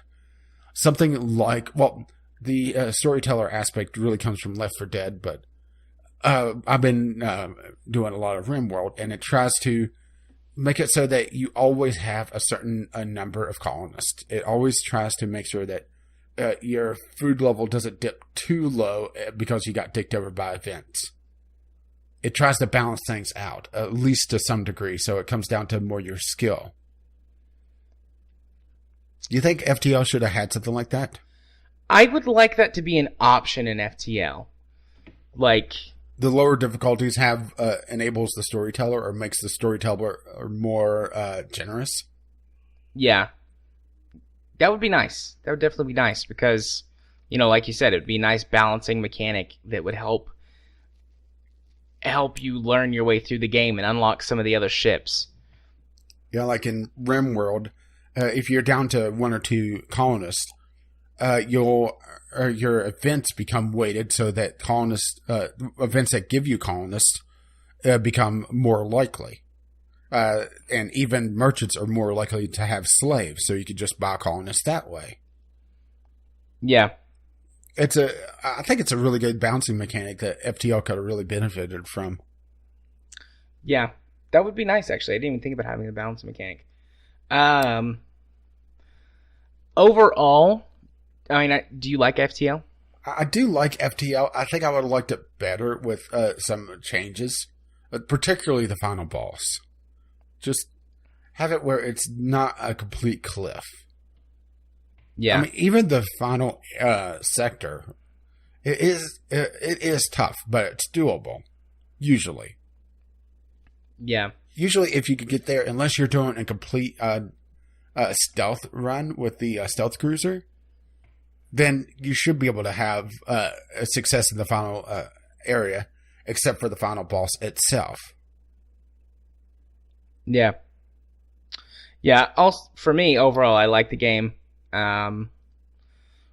Where it's not typically the type of game that I would like. I'm not the biggest fan of roguelites because of the randomness and stuff like that, but I do like FTL, and I think for me, a lot of it's the theme. Like, I love spaceships and space stuff, so that goes a long way for me. Yeah, it goes pew-pew. Pew-pew. So, yeah, overall, I like FTL. And is FTL the first, really mechanics-based game that we've had? It is, right? Kinda, but in a way, not really as well. Because we've had MechWarrior, and that was very mechanics-based. Papers, Please, that was also very mechanics-based. Yeah, good point. Well, FTL is definitely my favorite one of the mechanics-based games so far. So I will offer you a choice. We can read the text letters right now, or I can record myself reading them and edit it in later. Well, is there anything that you really want to talk about from the text letters? Not really. We covered all the points that I was going to talk about. I was thinking about them as we were talking, and so I brought them up. Yeah, let's give you some more work then. Okay, I'll do it tomorrow. Because a lot of this is what we've already talked about. And okay. I think pretty much everybody disagrees with having that end boss. Yeah. I mean, just a quick, the opening line from Chemis's letter. Greetings everyone, Chemis here. FTL is a cunt. Yeah. Oh. Okay, I will record myself doing that tomorrow, and then they will all be edited in right now. And I'll be brief about it. I loved FTL.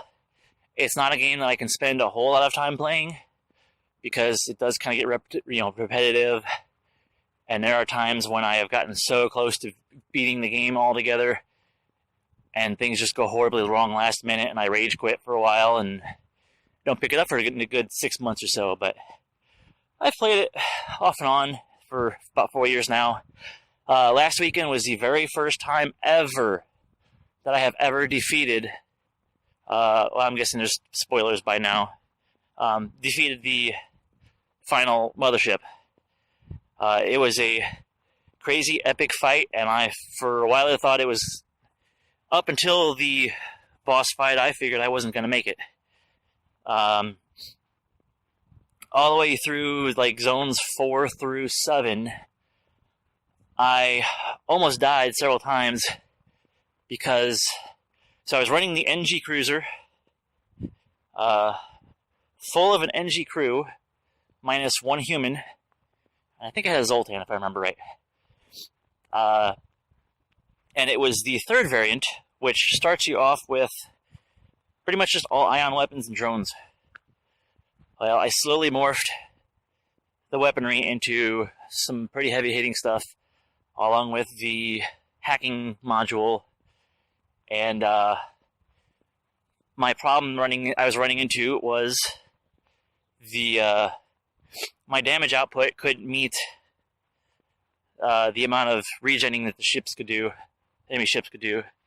So for several zones, the only way I could fight was store up all the shots that I could possibly get, send the hacker to the shield, hack the shield, and as it lost a point or two, blast it with everything I had to get rid of the shields.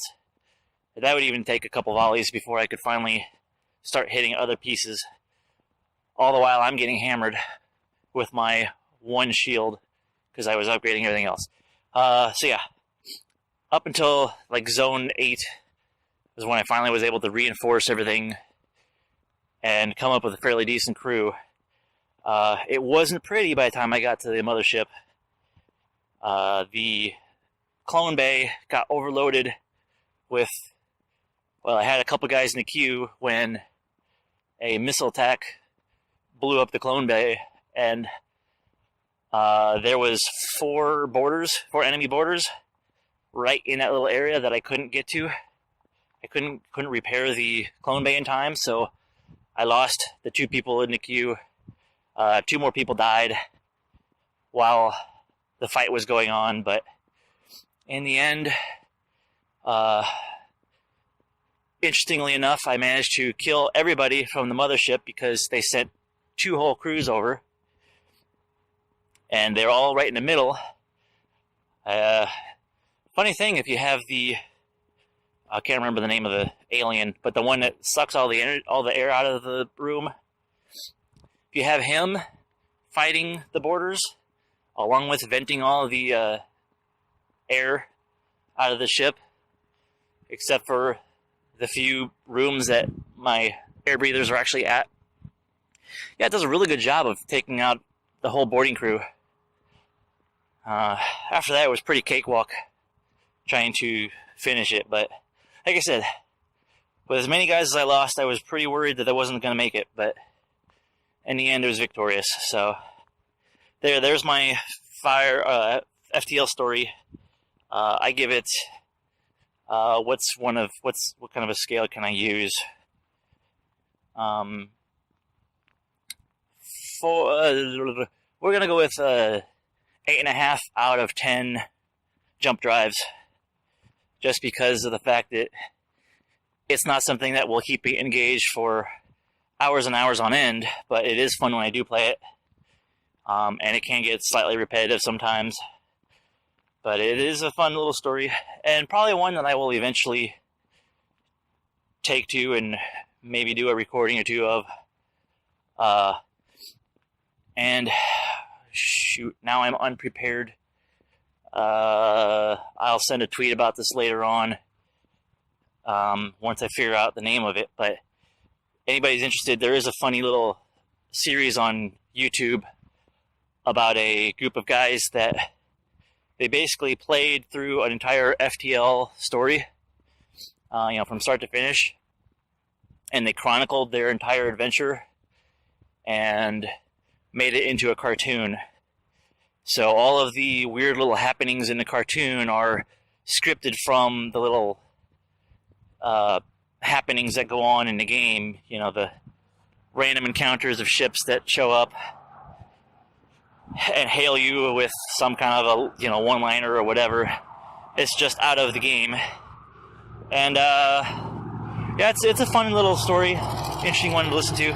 And I'm starting to walk along the main road that has vehicles running around it, and I'm not anywhere close to home yet, and I still have to do my other recordings. So I'm going to finish this up and call it a day, and I will listen to the podcast later, and we'll see what happens. Anyway, I'll talk to you guys later. Bye. Greetings, gents. You guys were saying that you did not get enough text letters, so I decided to remedy the situation. It was implied on Twitter that I may have the best words, so I'm setting out to prove this and perhaps illuminate my thoughts on this week's Game Club game, FTL. That having been said, let's fucking do English done good, bruh.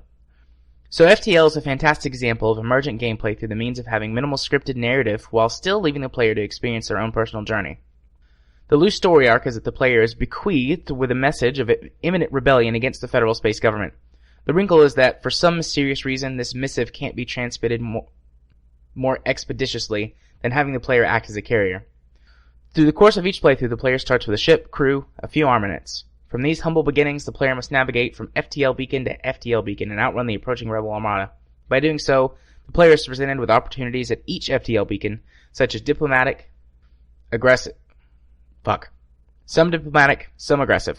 Immediately, the point that I find to be praiseworthy is that there's no morality system in the game. Helping someone out, ignoring the plight of citizens living under the government that you represent, and overly belligerent tactics are all tools in the player's vocabulary. Ultimately, the game is about progress towards the end goal of warning the imminent advance of the rebel fleet. From this lack of moral dichotomy, the player is free to pursue their own story within the more overarching narrative of informing high command of the rebel threat. Given that this is a game intended to be played multiple times through and exploring all of the different branches of story is expected, not punishing the player for pragmatism, benevolence, or maliciousness is a stroke of inspired genius on the part of the designers. That having been said, the main storyline is never lost, so pressing this antagonistic mass of metal and men, and aliens, and lasers, and missiles, and drones that lingering too long in a sector or beacon could result in the player's vessel being overtaken by the rebels. While fleeing is always an option, careful resource management can help to alleviate most of the strategic risk. For example, running out of fuel can allow the rebels to converge on your position and jeopardize the mission. Often the player is left to make difficult tactical and strategic choices in the face of informational uncertainty. In doing so, this is one of the best games that I've experienced that presents the burden of leadership so bluntly. In order to finish the mission, a player must balance ammunition, weapons, upgrades, currency, and fuel. Ignoring even one aspect of the tactical and strategic gameplay can, and often does, lead to disaster to the point of needing to restart the game from the beginning.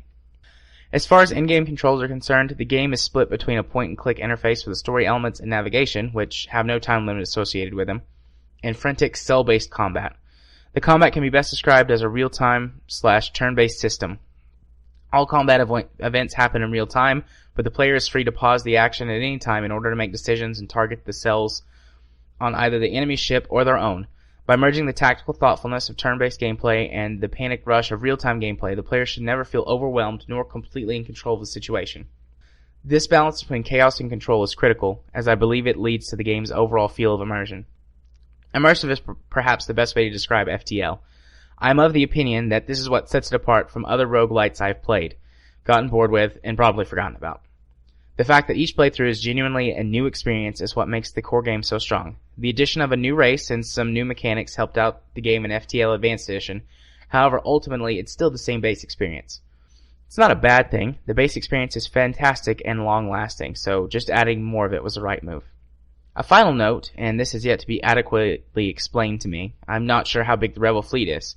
That might sound like a petty gripe, and it is, but my point is that the Rebels are advancing at an alarming pace. If they are believably conquering world after world, system after system, Remember, the game takes place basically in real time, minus tactical use of the spacebar, and the rebellion is basically overthrowing an entire galactic government in 40 to 60 minutes. Mind, they are an armada, and they would need to win every battle and conquer every place they pass in order to keep advancing. Even assuming that the entire armada moves through each sector in totality, they would be unable to maintain a sizable advancing force while still holding the captured territory, which raises the question, how fucking big is this fleet? I understand that this is an incredibly minor and tangential point to be fixated on, but it is the sort of thing that when somebody points it out, it tends to occupy at least a minor space in your consciousness while you're experiencing FTL. Grandiose musings aside, FTL is a good game and worthy of a solid recommendation. Seriously though, that end boss can go get fucked. From the desk of the best wordsmith, Captain Kyle J. Bartosik. Greetings everybody, Chemist here again. FTL is a cunt. Let's just get that out of the way. Now this might be because of decades of sci-fi shows, but there's something really satisfying about redirecting power between systems. I'm always disappointed when I have more power than needed. Once humanity starts conquering the stars and space battles will become a reality. I better hope so no one over-engineers their reactor. That's just boring. It may also be why manual transmission cars are still more popular in Europe. It just feels better to have more control over your vehicle. So the first couple of runs went just as expected. I rarely got to the second sector, often getting murderized after the first jump, overrun by Mantis, or suffocating after a barrage of breach missiles skewered my oxygen supply. Grumpy, I settled for easy mode, and even though it is definitely more doable, I still struggle at the final boss. That may have been because I misremembered plenty of minute details, such as the fact that beam weapons are useless before you drop the shields, or how you shouldn't fire weapons as soon as they're charged, but prepare synchronized barrages instead, or how opening all doors after a breach to equalize oxygen levels while they're already open will vent your whole ship, or how the game intentionally abuses your expectations of, last 9 times I went after giant spiders, it didn't go so well, so there must be a crazy good rare outcome this time.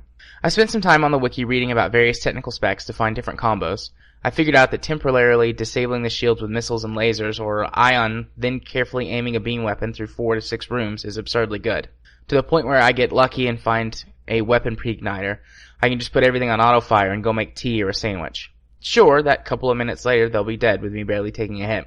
This worked all the way to Sector 7, with occasional close calls when I come back to find my O2 supply has taken a hit. Well, if I can take out most ships before they can even charge their weapons, that means the flagship is going to be a breeze. Not exactly. Despite its bulk, the flagship has an impressive dodge rate, so most of my initial barrage shot wide, and whatever didn't was picked up by Mark II defense drones.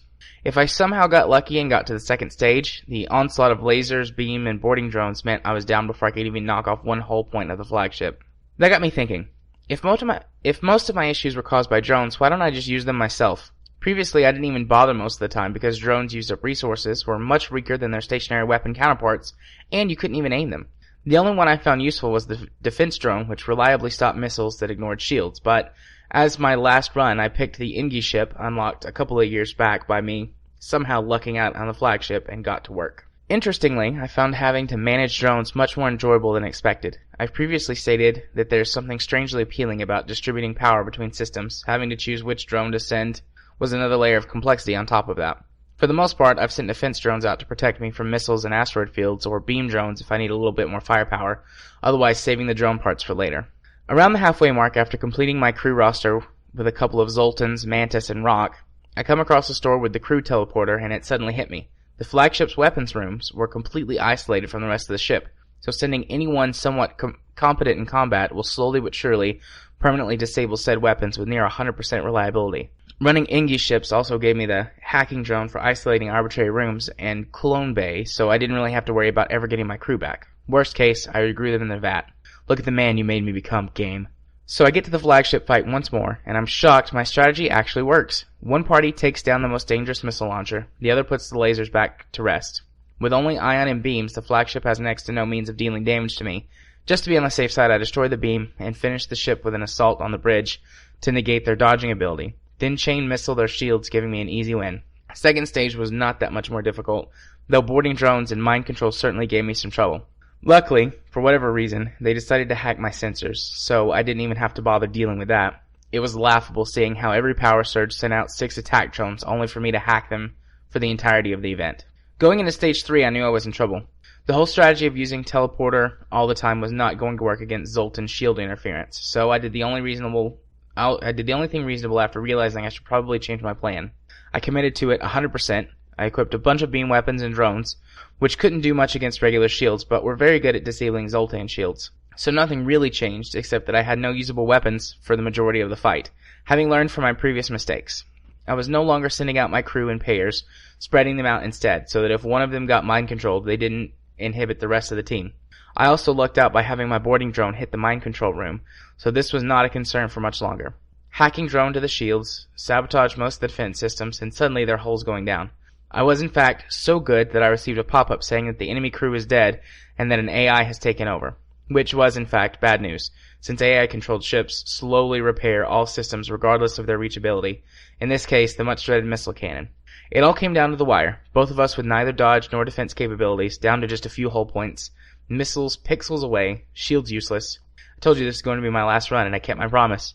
You might have seen me ranting on Twitter saying I'm done with FTL, and this is indeed the truth. I do not plan to take it up again for at least a couple of weeks, and when I do, I have a brand new Federation ship to take for a spin.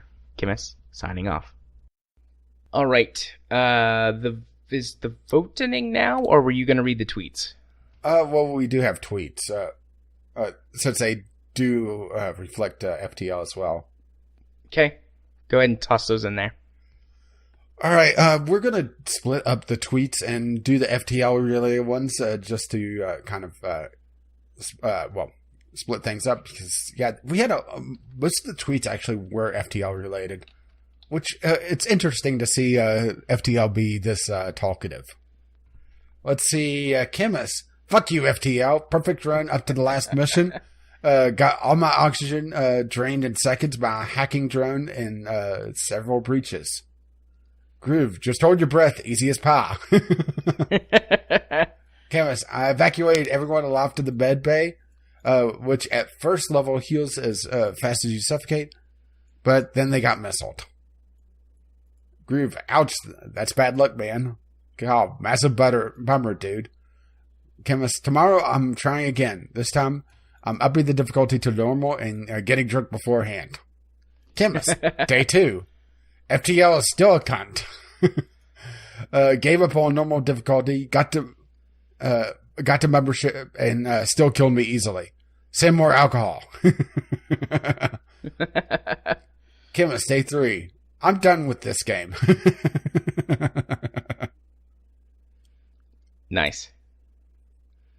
Yeah, and that's all the tweets for FTL. I just seeing the progression of Chemist and the opening to his letter. I don't think he liked the game. Did he get that? Did he say that the letter? Did he like it or not? No, Chemist likes it. But I think I get the impression that it was kind of love-hate. A love-hate thing. Like he really enjoys the challenge and likes the mechanical aspect of it, but gets frustrated by sort of the random aspect and how just brutally difficult it can be. The random aspect, and there's nothing that you could do about it. Yeah. Well, we didn't even mention that the stores could absolutely dick you over as well. Oh yeah, yeah. They could never sell you. Scores. Yeah, they could never sell you some needed items. I've had runs where I've never saw the cloaking device. Yeah, I've had plenty of runs where I get to a store and it's like you have nothing that would help me at all. But the best you could do is just repair the ship and go on. Yep. Okay. Well, then, are you ready to move on to the voting? Yes, and this has been a good voting. Before the voting, we have to do what the game is for next month. Right. And this came down to the wire. I'm going to pull up the list right now. Yeah, we usually have a fairly clear winner about halfway through the voting. This time, it was still within striking distance, even as we started to record, which it was just exciting. I was expecting this to be a blowout, personally. What about you? I figured it would be pretty close between Life is Strange and one of the other two. I just wasn't sure which one. Yeah. So let's go down the list. Third place, Kadawa Sojo at 7 votes. Life is Strange at 9 votes, which brings us to our winner. If My Heart Had Wings at 11. Which that and Life is Strange was tied several times. Or was within one vote of one another. And Life is Strange started out ahead. Yeah. But If My Heart Had Wings, comeback kid for the victory. We're going to spend a long time in this visual novel, though. I'm really happy, though. I mean, I said I wanted If My Heart Had Wings to win, and then I would be like most happy with Life is Strange as the other winner. But even if Katawa Shoujo had won, I'd have been very happy with that, too. Like, all of these games are interesting to me, so honestly, anything's a win. So next, for February, we'll be playing If My Heart Had Wings. Yeah, and we'll be getting that content restoration pack up and running. Absolutely. So, time for our new voting. Correctamundo. And this is going to be another fun one. Yeah, so we decided to keep going with the themes. At least for now. Yeah, because the themes help guide our decision. And we went with a pretty broad theme this time. Strategy games. Yeah, so, which and we I think we kind of a spread. I think we both kind of cheated on this. Did we? Because I felt like my choice was a kind of pushing the boundaries of what the theme is. My choice is Cities Skylines. Why do you think that's pushing the boundaries? I mean, city builder games are all about strategy and planning. I was thinking strategy more as in a warfare game. See, you were thinking inside the box. Yeah, well, yours is closer to that than mine is. Yeah, mine is Factorio. And then we're both in the box for the shared pick, Valkyria Chronicles. Which Valkyria Chronicles is also an interesting choice because it also has a companion anime that, from what I could tell, I haven't watched it yet, follows the main plot of the game. So if you don't want to play the game but want to get the plot in, you could watch a 26 episode anime and be up to date on it. And that should get you through on Game Club. And I think if we pick this, I should say if the community picks Valkyria Chronicles, I think we should watch the anime as well. Oh, I was going to. I mean, I'm probably going to finish Valkyria Chronicles in the next month anyways, regardless of whether or not it wins Game Club, just because I'm like halfway through it already. So, yeah, but I mean, I'll stop talking about it. Yeah, I'm going to focus on getting through If My Heart Had Wings, because that's a fairly decent-sized novel. That's true. And also, I probably want to go through more than one branch. Yeah. How should we divvy up that? Or should we just play blinded from one another and see if we get diverging paths? We should play completely blind from one another and just see how it goes. Because there'll be some commonalities we can discuss anyways. Yeah. And then we can talk about where our storylines went in different directions. And I'm going to try and play it and get it all done the week before our recording, so that in case we need to talk about anything before and go back and check anything out, I have enough time to do so. I mean, I'm planning on playing this over the course of the month. Well, I mean, I'm going to spread it out across like 2 or 3 weeks, but I would like to have it done with enough time where I could go back and do something if I need to. I mean, we'll see. This is probably going to be the only game outside of mobile games that I play this month. And, stuff that we're not doing on stream. Yeah. Just because it is a really big game. But, I mean, I'm looking forward to it, so. Yeah, but, I think we should talk about our individual picks a little bit more. City Skylines is my pick, mostly because I've never put enough time into it that I really wanted to. But from what I've played, it's essentially what I wanted the 2013 version of SimCity to be. But there's also how it diverges from the SimCity model, where a lot of it is more how you build the traffic system in the public transit instead of how you build the city itself, which is interesting. That, and also a lot of our people have this game. Yeah. I picked Factorio because... You're fucking obsessed with this game right now? Maybe a little bit, but, I mean... You know, I was trying to think for one pick. One of my picks, I figured we would pick the one together would be a very traditional, like, some sort of RTS or grand strategy game, something like that. And, I mean, Valkyria Chronicles turn-based strategy. So, I wanted to pick something that was a little bit outside the box. Well, and there's a to ton be honest, of Valkyria strategy. Chronicles isn't exactly your bog standard strategy game to begin with.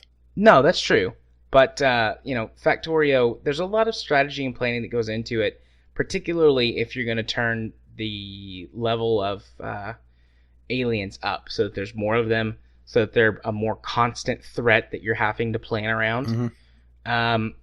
And even though I've played the game a ton, I tend to play with the aliens just kind of set to normal and tweak the difficulty more based on how many resources are present at the beginning. So it would be fun to like test out some of the other strategy elements of the game, like dealing with a more constant alien threat or things like that. And so I thought that would be an interesting challenge for myself and open up a new aspect of the game I hadn't played before. So that's why I went for Factorio as my choice. That and you're fucking obsessed. I am really obsessed with Factorio. I love it. My current play count for it is 163.9 hours. Yeah, and mine is nowhere near that. Yeah, it's mine like, is I think 10 or 15. 15. Yeah. Is any of that idle time? I don't think so. Okay, yeah, none of mine is idle time either. But I have none of the achievements. I haven't played since they put them in. Yeah. So, I mean, that's why I picked Factorio. I don't know if it'll win. I don't even know if I want it to win. I don't know. It's weird. Like I'd like it to win and like play it purposefully in a different direction. But thinking about that makes me be like, I just want to go do that right now. Yeah, but also, you know, 2 other good picks. Yeah, there are 2 other very good picks on there. My experience with City Skyline is very minimal because the first time I bought it, it didn't work. Yeah, issues with my system. Well, and that's the second also time I bought it, I barely played it. Yeah, that's also another reason why I picked it is that you hardly played it. Which I get is another reason I thought about Factorio too. I was like, I know you have it, but you haven't played it very much, so I'll make you play it. Oh boy. If it wins. Okay. Well, that is the voting. The vote will go up. When do you post it? Right after we record, right? Yeah, Wednesdays at noon. So yeah. it'll be live by the time even our cheeky little monkey could hear it. Yep. So there you go. Unless he's piecing together the raw audio tracks. If he is, then, you know, we need to talk because I think you're going a little too far. All right. Well, I was pretty close to the time it was going to take us to do both of those in my head. A little bit short, but not much. That's okay, though. The recorded stuff will make up that time difference when I record the audio letters. I think Ghost is like 6 or 7 minutes long of FTL stuff. The other portion will show up in Community Corner. Yeah, which we'll talk about in a little bit. Yep, but for now, it's time to take a bathroom break and a drinks refill break. Because I've drained my coffee and my water again.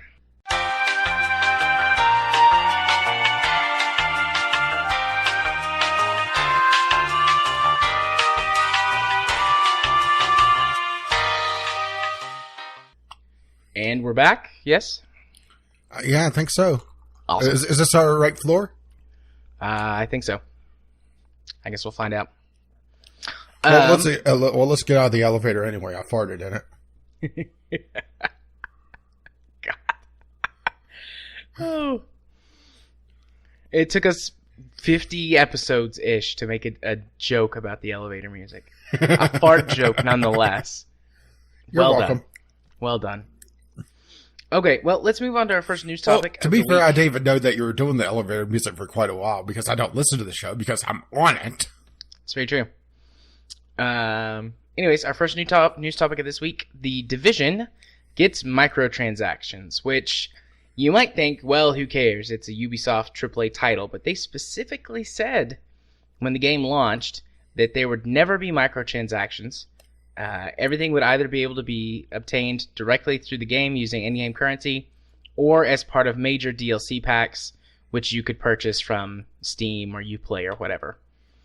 But they have added microtransactions. And they specifically state that there are certain things you can't get unless you buy the premium currency.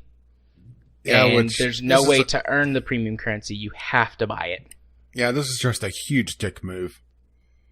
Yep. But here's the thing.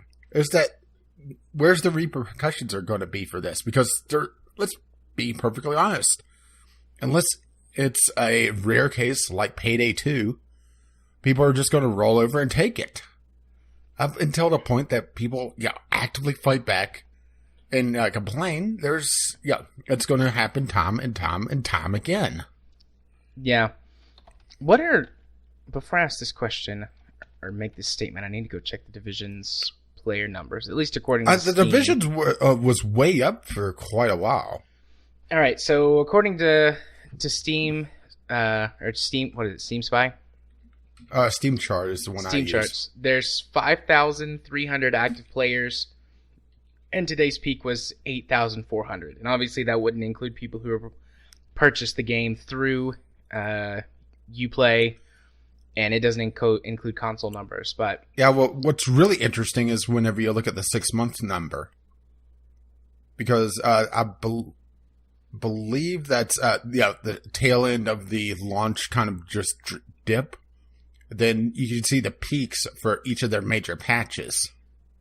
Yeah, with a absolutely huge one in early to mid-December, which was the survival patch, where they essentially put in a battle royale version of the game, but you can see it's tailed off as well.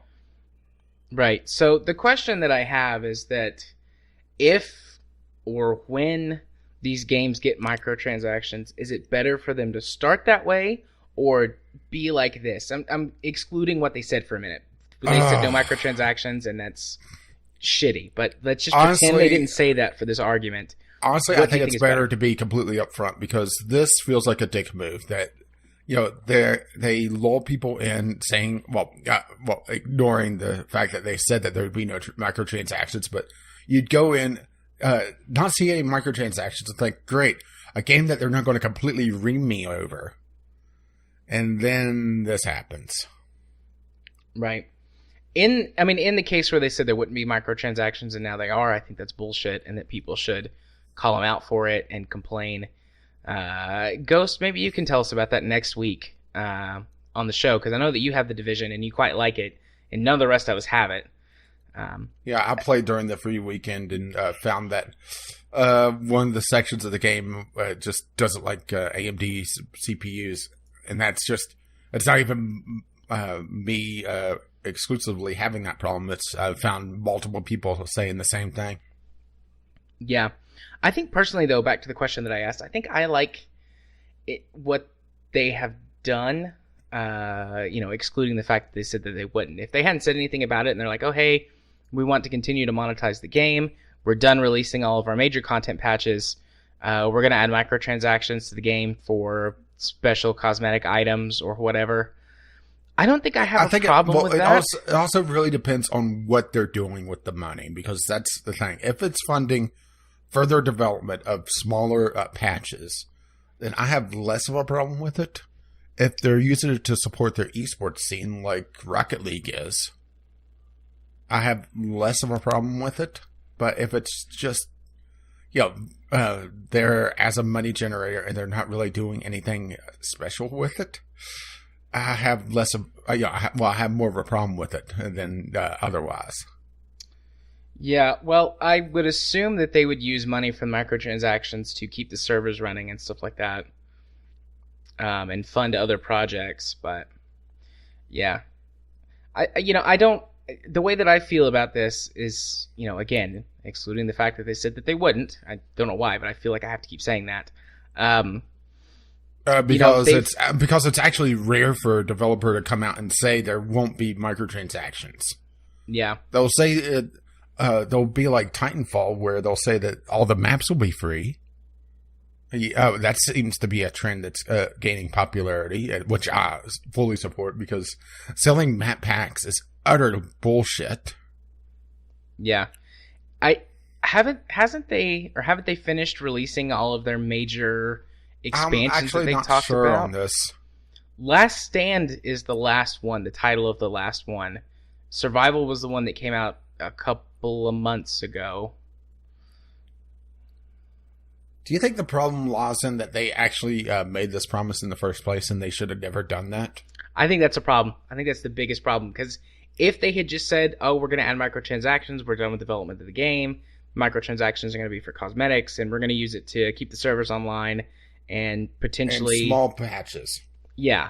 I don't think anybody would care. They'd be like, oh, that's great. You know, the people who have come and gone in the game are obviously gone, and the people who are still around might want to, you know, buy some things and fund future development of the game. But they were like, nah, we're not going to do that. And then they did it. Like, that made it a big deal because they absolutely lied. And regardless of whether that decision was made a long time ago or spur of the moment or management changed or whatever, like, regardless, as a company, they said unequivocally there will be no microtransactions, and now they're there. Yeah, and that's also where we're having a problem with this, is that you're not dealing with an individual here. You're not, having... Well, let's bring out the glue bottle. We're not dealing with Sean Murray lying. We're talking about a company, and a company can have management changes behind the scene that we don't know about. Matter of fact, that's exactly what happened to Payday 2, is that their publisher pushed the idea of having crates. And they were forced into it through their contracts, breaking the promise that they made originally. Right.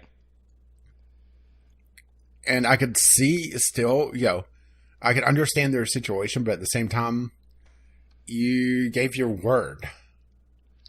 You know, and I think if there was a little more transparency too, like, I mean, this could just be them saying, nah, we're going to do microtransactions, nobody will care. Yeah, true. But if there was a little more transparency, like what you just said, like, look, we just had some contract changes, management changes, a buyout, whatever.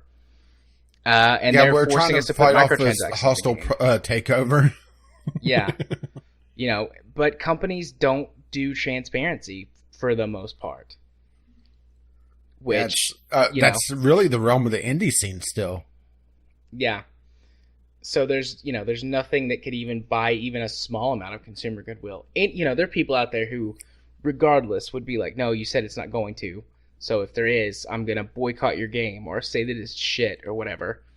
But, transparency and honesty goes a long way with buying consumer goodwill. Yeah, and unfortunately, that's two things that you really don't see in AAA gaming all that much. It's a lot of hype and bullshit. Yep. So. But, well, here's the rub, though. Hype and bullshit sells copies of games. That's true. Even games that are not very good. Transparency and honesty could actually hurt you, even if your game is decent. Because you say something that is happening behind the scenes, and maybe you're working on this feature of the game or something, and you're talking about it, that it may or may not be there, but people are used to hearing all the hype, so they're saying, they're hearing you say, well, this might be in the game, but to them, they're hearing you say this will be in the game. So if you take this feature out, this hypothetical feature, it may piss off some people, even though you're trying to be transparent.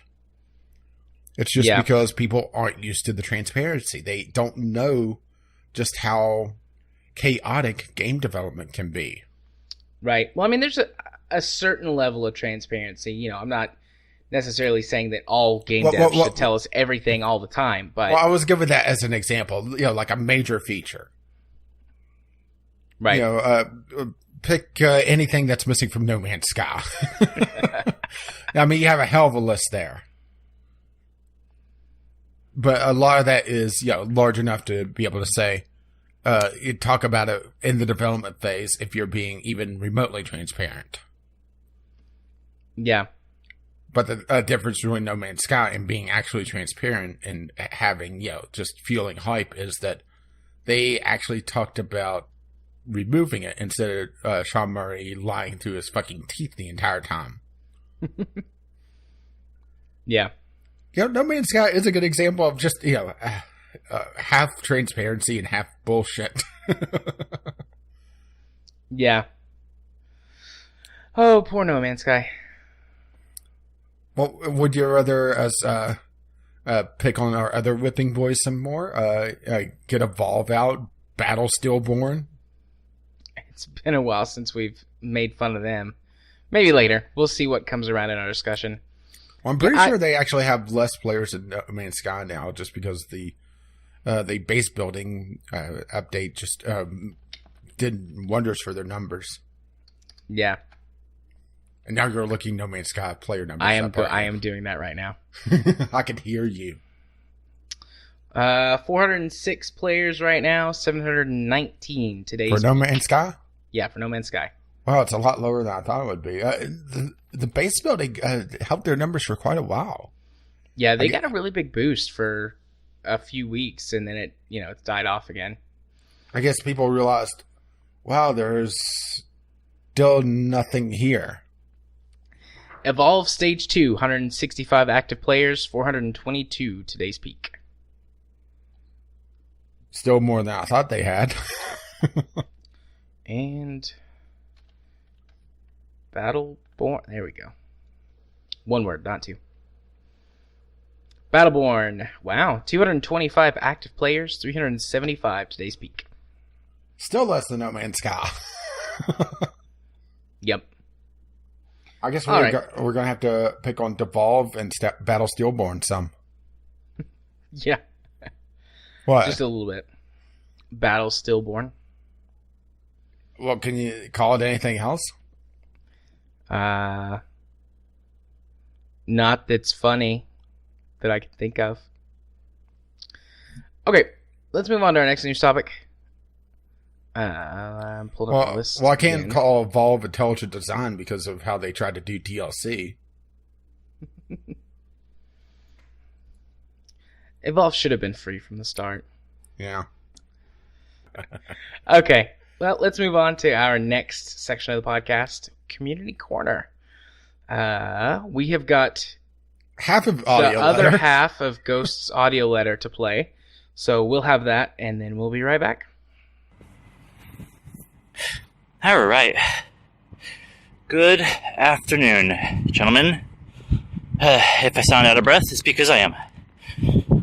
Just got done running, and I might need to be spending a little more time than usual working on homework tonight, so I may not have time to record anything.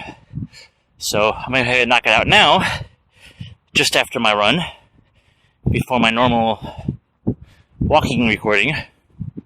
I'll try to make it quick. So here goes. Especially since it's been a few weeks, I probably would have a lot to say if I actually had notes for this, but I'm just going to go off of memory. And I just hit the wrong button on my headset. Okay, anyway, let's see. Let's start off with, let's go with last week's episode about are we too hard on AAA games? And my opinion on that's kind of yes, but it's no surprise to most of you who have heard me talk about it before, but I tend to put more of the blame on issues with the suits of the major corporations, EA, Ubisoft, Bethesda, stuff like that. The people that are setting the timelines and, things have to be done by this point because that's what marketing says, and, our board of directors and blah, blah, blah, yada, yada. Business stuff. Stuff I'm not fond of. But, are the execs solely at fault? No, not really. There is some to the designers and the creative types. There's some fault to go to them. Yeah, kind of going from my personal experience, the more people involved in a project, the longer it tends to take. Because all the hands doing things that some of them may not know what the other's doing and working over each other or screaming up other people's stuff, things like that. So, when you get these big, several hundred people big companies trying to crank out, huge sweeping, well, I can't even say that anymore, because as a single player gamer of games like Call of Duty and Battlefield and all them, I'm done buying those platforms, because I don't play the multiplayer and try and go for the 4-time prestige, 4-star general stuff or whatever. I don't know. I play for the single player, and when a campaign's done in about 10 hours, and I just paid $60 for a game, I only sunk $10 in, or 10 hours into.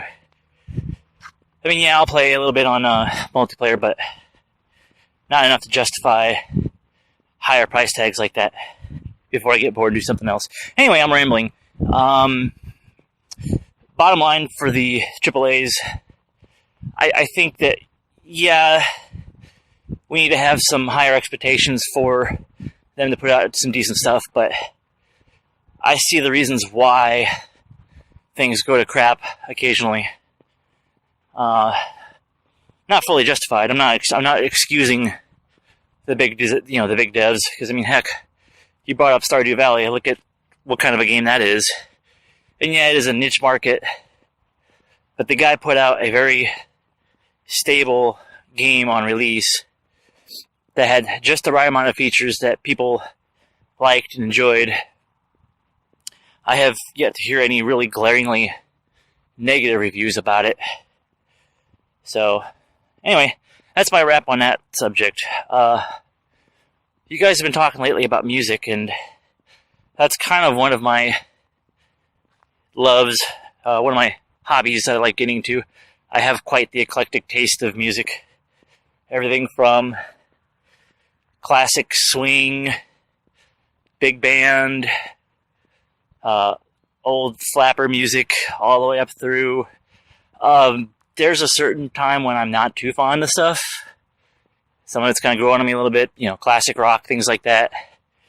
And even a little bit of hip-hop, R&B, basically old 80s, 90s hip-hop rap, where things actually made sense instead of just screaming about how much of a badass you are type thing. They pretty much said the same thing, but they were more articulate about it. Modern day rock, alternative type stuff. A little bit of everything. The reason I bring it up is I've decided that one of the first few games that I start recording for YouTube is going to be a game called Karma Code. I've talked to a couple people about it, so some of you might know about it, but it is essentially a rock opera, third-person puzzle platformer, where all the main characters, in fact, all the characters are voiced by and sung by some big names in the metal industry. Mainly gothic metal, like European heavy metal. But it's a pretty interesting, it's very, well, just like it says, it's very operatic. Flowing music, flowing lyrics. It's not necessarily lyrical or, rhythmic as modern, music is, but it's a long flowing, one line after another ballad. Pretty cool stuff. We'll see how well it goes, and we'll see whether or not I get copyright infringements on it, but I might have to look into that actually now that I think about it, just to make sure. I have seen playthroughs on YouTube already of it, so I'm guessing that it's okay. But anyway, that's one of the games I'm looking at running. Another one I'm planning on doing, and again, I've mentioned it to some people, is a little game called Escape Velocity Nova. And that is probably the oldest, sort of. No, I can't say it's the oldest game in my collection. I do have some games that are older, but It is one of my earliest memories of gaming, back when I was gaming on the Mac in high school. The Escape Velocity series was at the time, a Mac-only game. It was a 2D top-down space combat game. Think of like Elite Dangerous or Freelancer in a 2D setting that you could actually land on planets and go around and just simply trade or, do convoys and stuff like that, do commodities exchange. Or you could take the skies and be a pirate or naval officer and hunt down ne'er-do-wells. It was really good little game. Simple graphics. Ooh, excuse me. There's a Taco Bell coming back up on my run. Never mind. It's simple graphics, but it's they had an engaging story to it. The main campaign, there's 6 main campaigns. The storyline is all text-based, so it would be a lot of reading, but it's pretty well written, at least as far as I remember. I toyed around with it recently and didn't get too far into the story, but I do remember that it was, or from what I had been reading, it kind of holds up to the nostalgia, so I don't know, that's another one. I'm looking at probably doing a 3rd series, and these is going to be kind of like, I would love to be able to put out at least 3 videos a week, but with school and work and everything, it might be a little difficult while I keep up with all my other stuff I watch and listen to. I'm probably going to be starting to wean some of those things off, but anyway, not you guys. How could I give up VGL podcast? Anyway, what was I going to say? Oh, my 3rd series. I would explain a little bit about it, but my time is almost up, and that is a story for another day. And if anybody knows anything about internet lore, specifically the storyteller, you might know who the storyteller is, would probably get a pretty good guess of what my 3rd game is probably going to be. But I think I'm just going to go ahead and wrap it up with that for now. It's been several minutes. Where am I at here?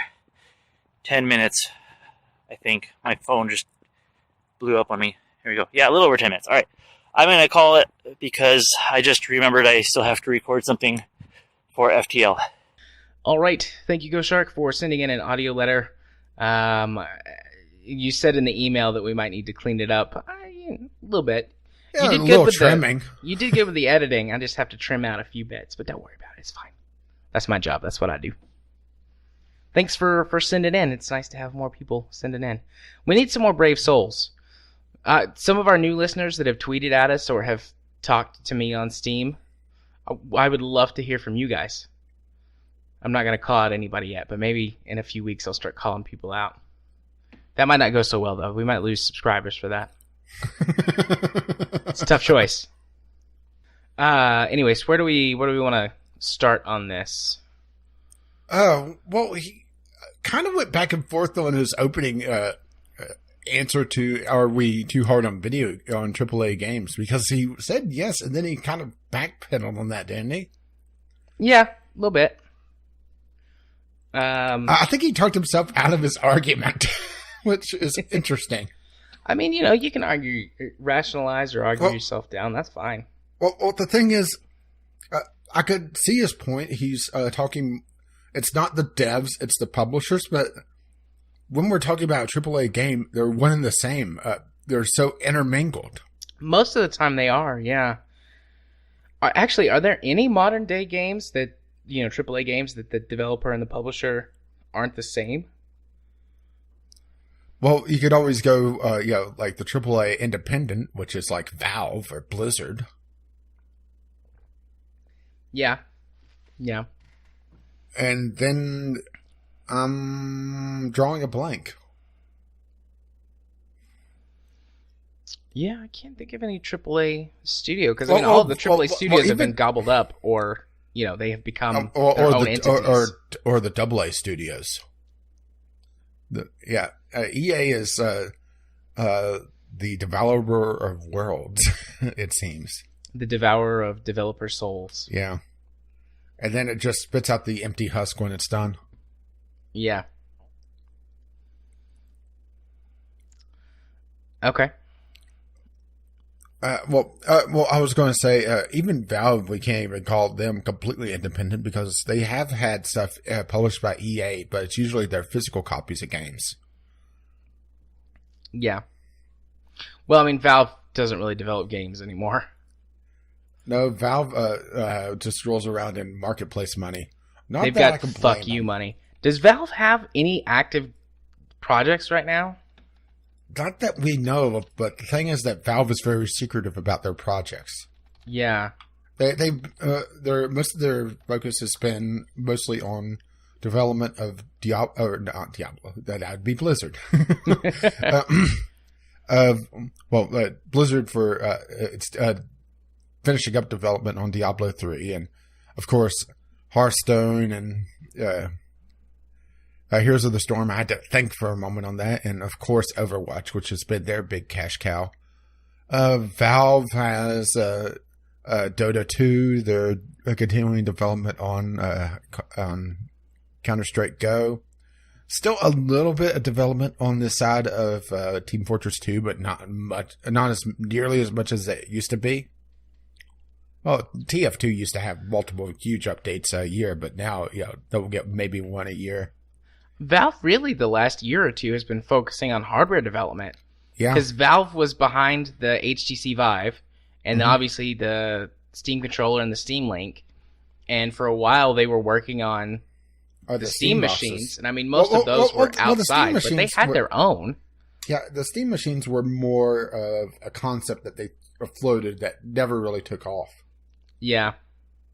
Yeah, I'm looking right now to see if they have any known active development projects. And outside of their hardware stuff, there's a rumor floating around that they're developing the next Portal game right now. But it doesn't look like there's any proof of that.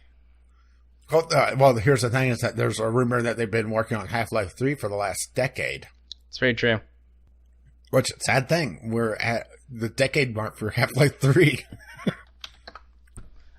Yeah, I don't ever want that game to come out. It just won't be any good. I need to look up something. Okay. Is this like a full pause?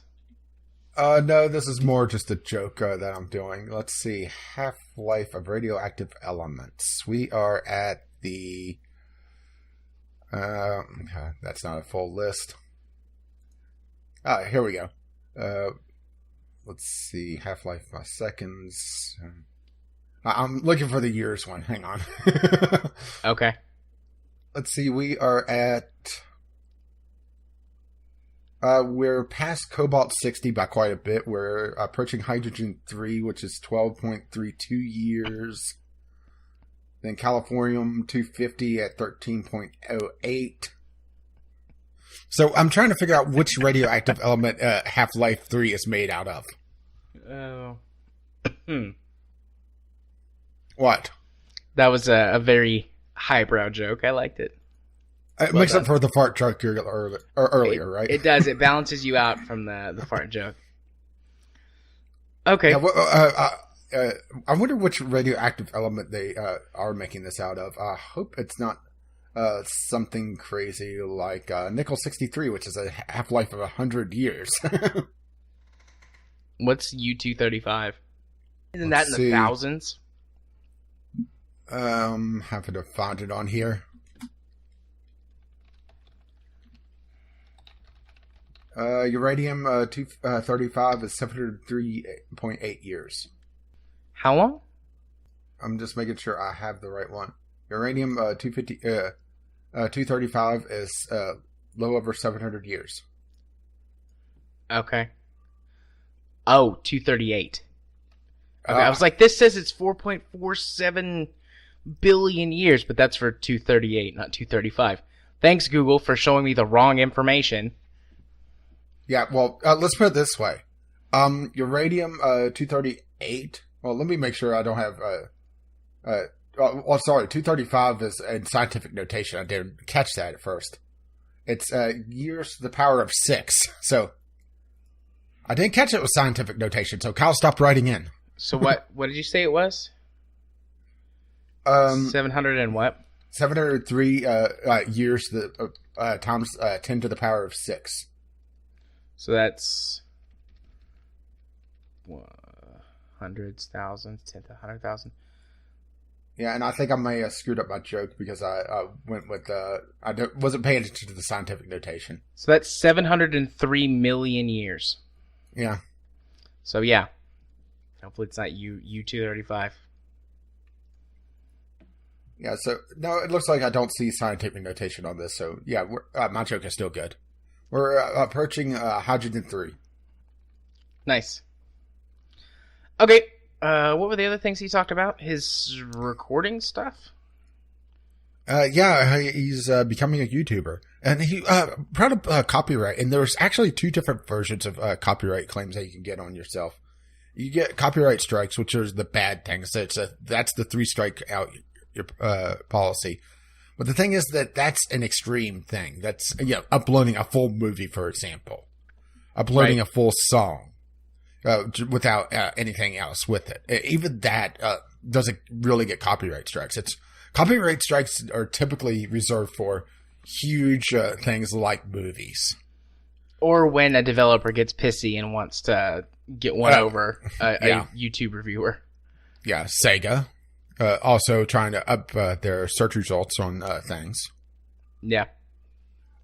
Copyright matches is what you'll usually run into, and that's what you'll likely run into with the rock opera game, is that it says, okay, this song is in there. We're not mad at you, but we're going to take the ad revenue. Yeah. And the reason why you see a lot of YouTubers upset about it is that, that's their livelihood. Yep. So they're not getting anything for that. It's not even... That's kind of the galling thing, is that it's not even a share. It's, they're taking it all, even if it's a 5-second clip and an hour-long video. Yeah. I kind of make a game out of trying to get the most copyright matches that I can in certain content. My highest so far is like 55. Well, you could always just start adding Nintendo things. I could. Because Nintendo has... a very, very strict policy of you do not make money on it unless you sign up with us, and then you get a little pittance. It's a reason why I had a plan to go do emulation stuff with Nintendo stuff, and I completely dropped it. I don't blame you. It's just not worth the effort. And it's a long process to go through the vetting process to begin with. Almost like coming from a certain country into the United States. We just couldn't make it, could we? Nope. Just couldn't do it. Hey, we tried. I didn't try. I was the one that did it. Fair enough. I tried. To be fair, you didn't run this by me beforehand. No, that's true. I was just going to just leave it. Just leave it lying on the floor. The dumpster fire like someone's popularity rating. Their approval rating. Yeah. Okay. I'll leave it there. For now. We'll put it next to the glue bottle that we smashed open. Yeah. I'm sure we will be talking about it more and more. But not right now. Does that cover everything in his audio letter? I'm trying to remember. I kind of forgot. Let's see. I think that's it, though.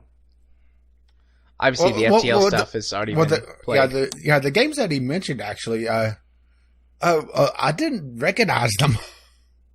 I'm not sure if that's good on him or bad on me.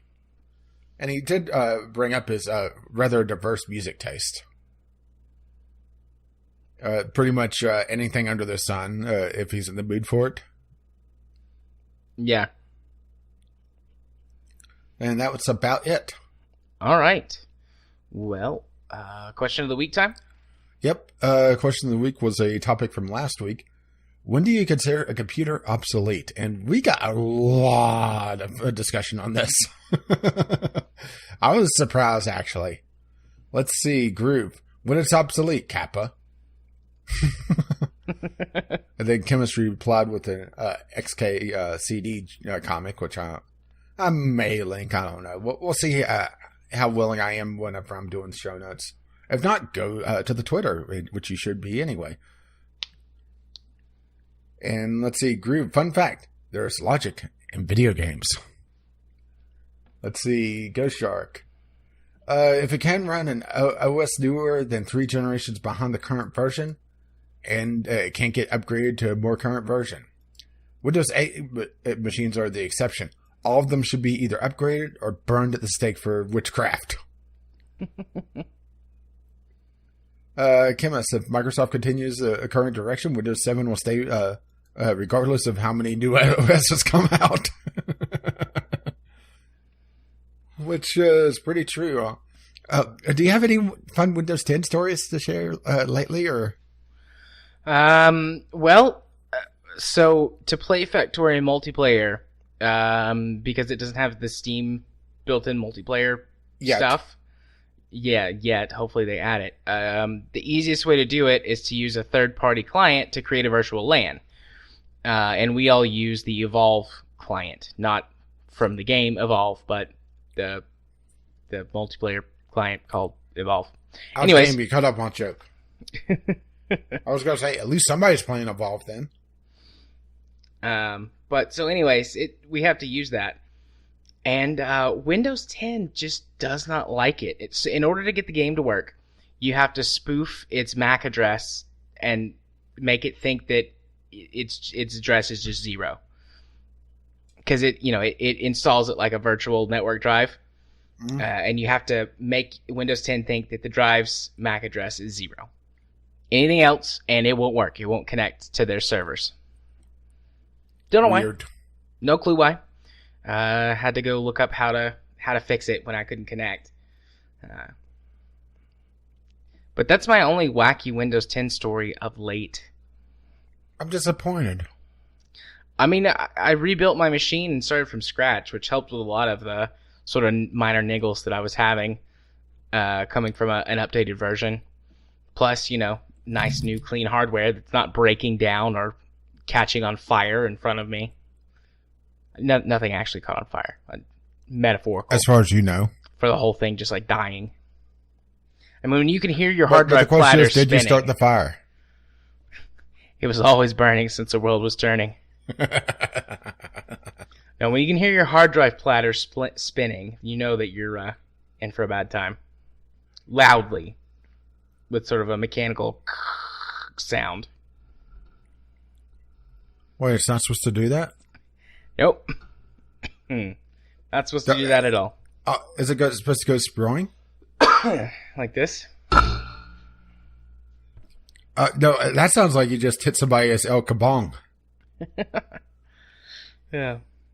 All right. Okay, Mel's, when it still has a floppy drive. Seriously, Dad, get rid of it already. Sounds like my dad. Well, you can say that now about CD drives, actually. I have a disk drive. They still come in handy. Yeah, a place to put your drink. Mine is a CD, DVD, Blu-ray, read-write. I mean, the main reason that I have it is just so that I can rip DVDs and Blu-rays to make digital copies. Because you are a pirate. Yeah. Disk storage, though, could still be used as viable long-term backup storage as new, more efficient ways to encode data onto the surface of the disk are happening. Dual and triple layer encoding, more precise lasers. There's even a way that I don't think that it's got any commercial products yet. It's still kind of in the development stage, but using the entire width of the disk for storage. Interesting.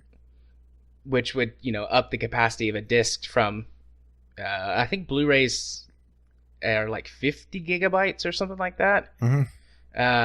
Doing this would up the storage capacity to the several hundred gigabytes to potentially terabyte range if they can make it work efficiently enough. But, that's just for long-term storage. It wouldn't be quickly accessible with current technology.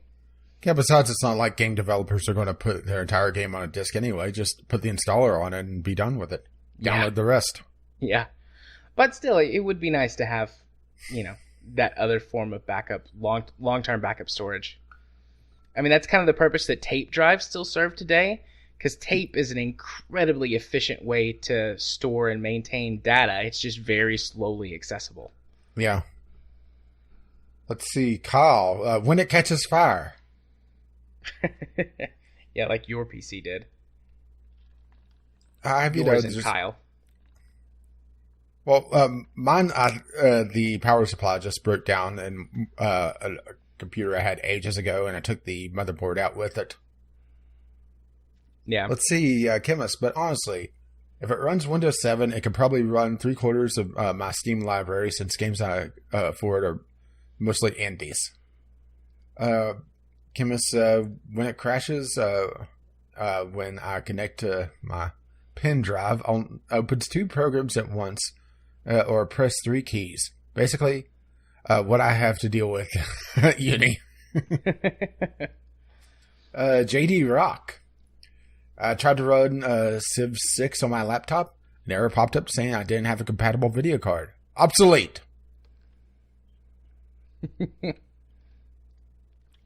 And that's it for the question of the week.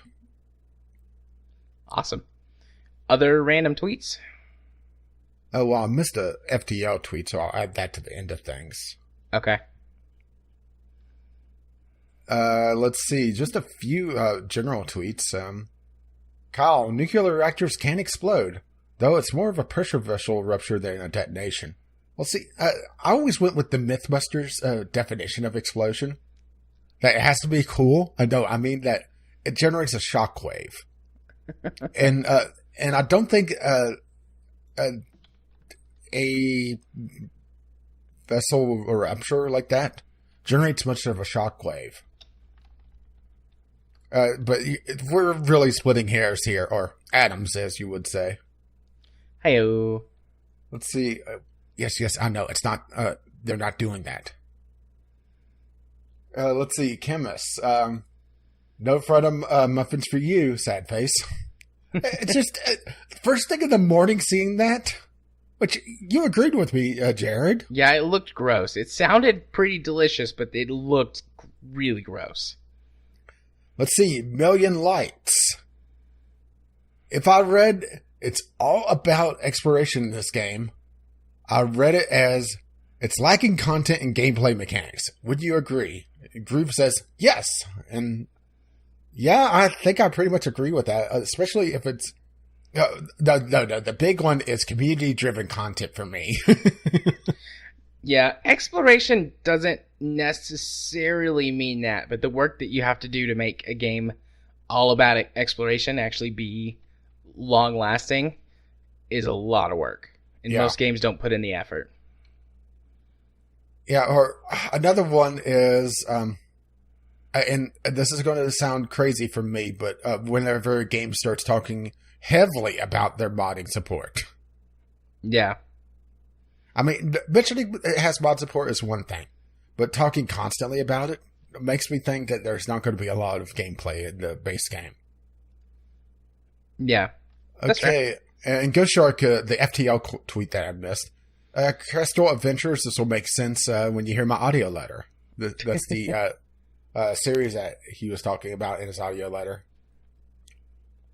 Okay. And that's it for tweets.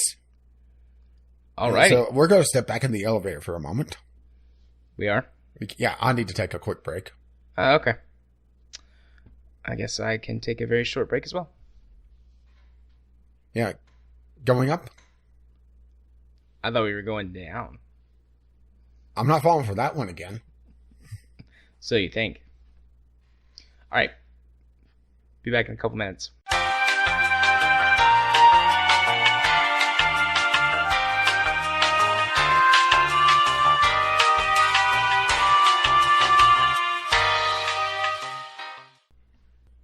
Okay, I'm back. Welcome back. You know, I think we should get an old-timey elevator and get a elevator operator. We can look into that. We should hire Groove. He's used to being in a small box all the time. Groove, do you want a job? And we would have the most delicious elevator ever because it would just be filled with jambalaya. You hear that, Groove? You want a job? Alrighty. Let's... Yeah, sorry about the break. No, you're fine. I suppose it's time to bring this crazy thing in the direction of the end. Alright, are we good? Well, before we do the weekly deals, I do need to do the email and the Twitter, but...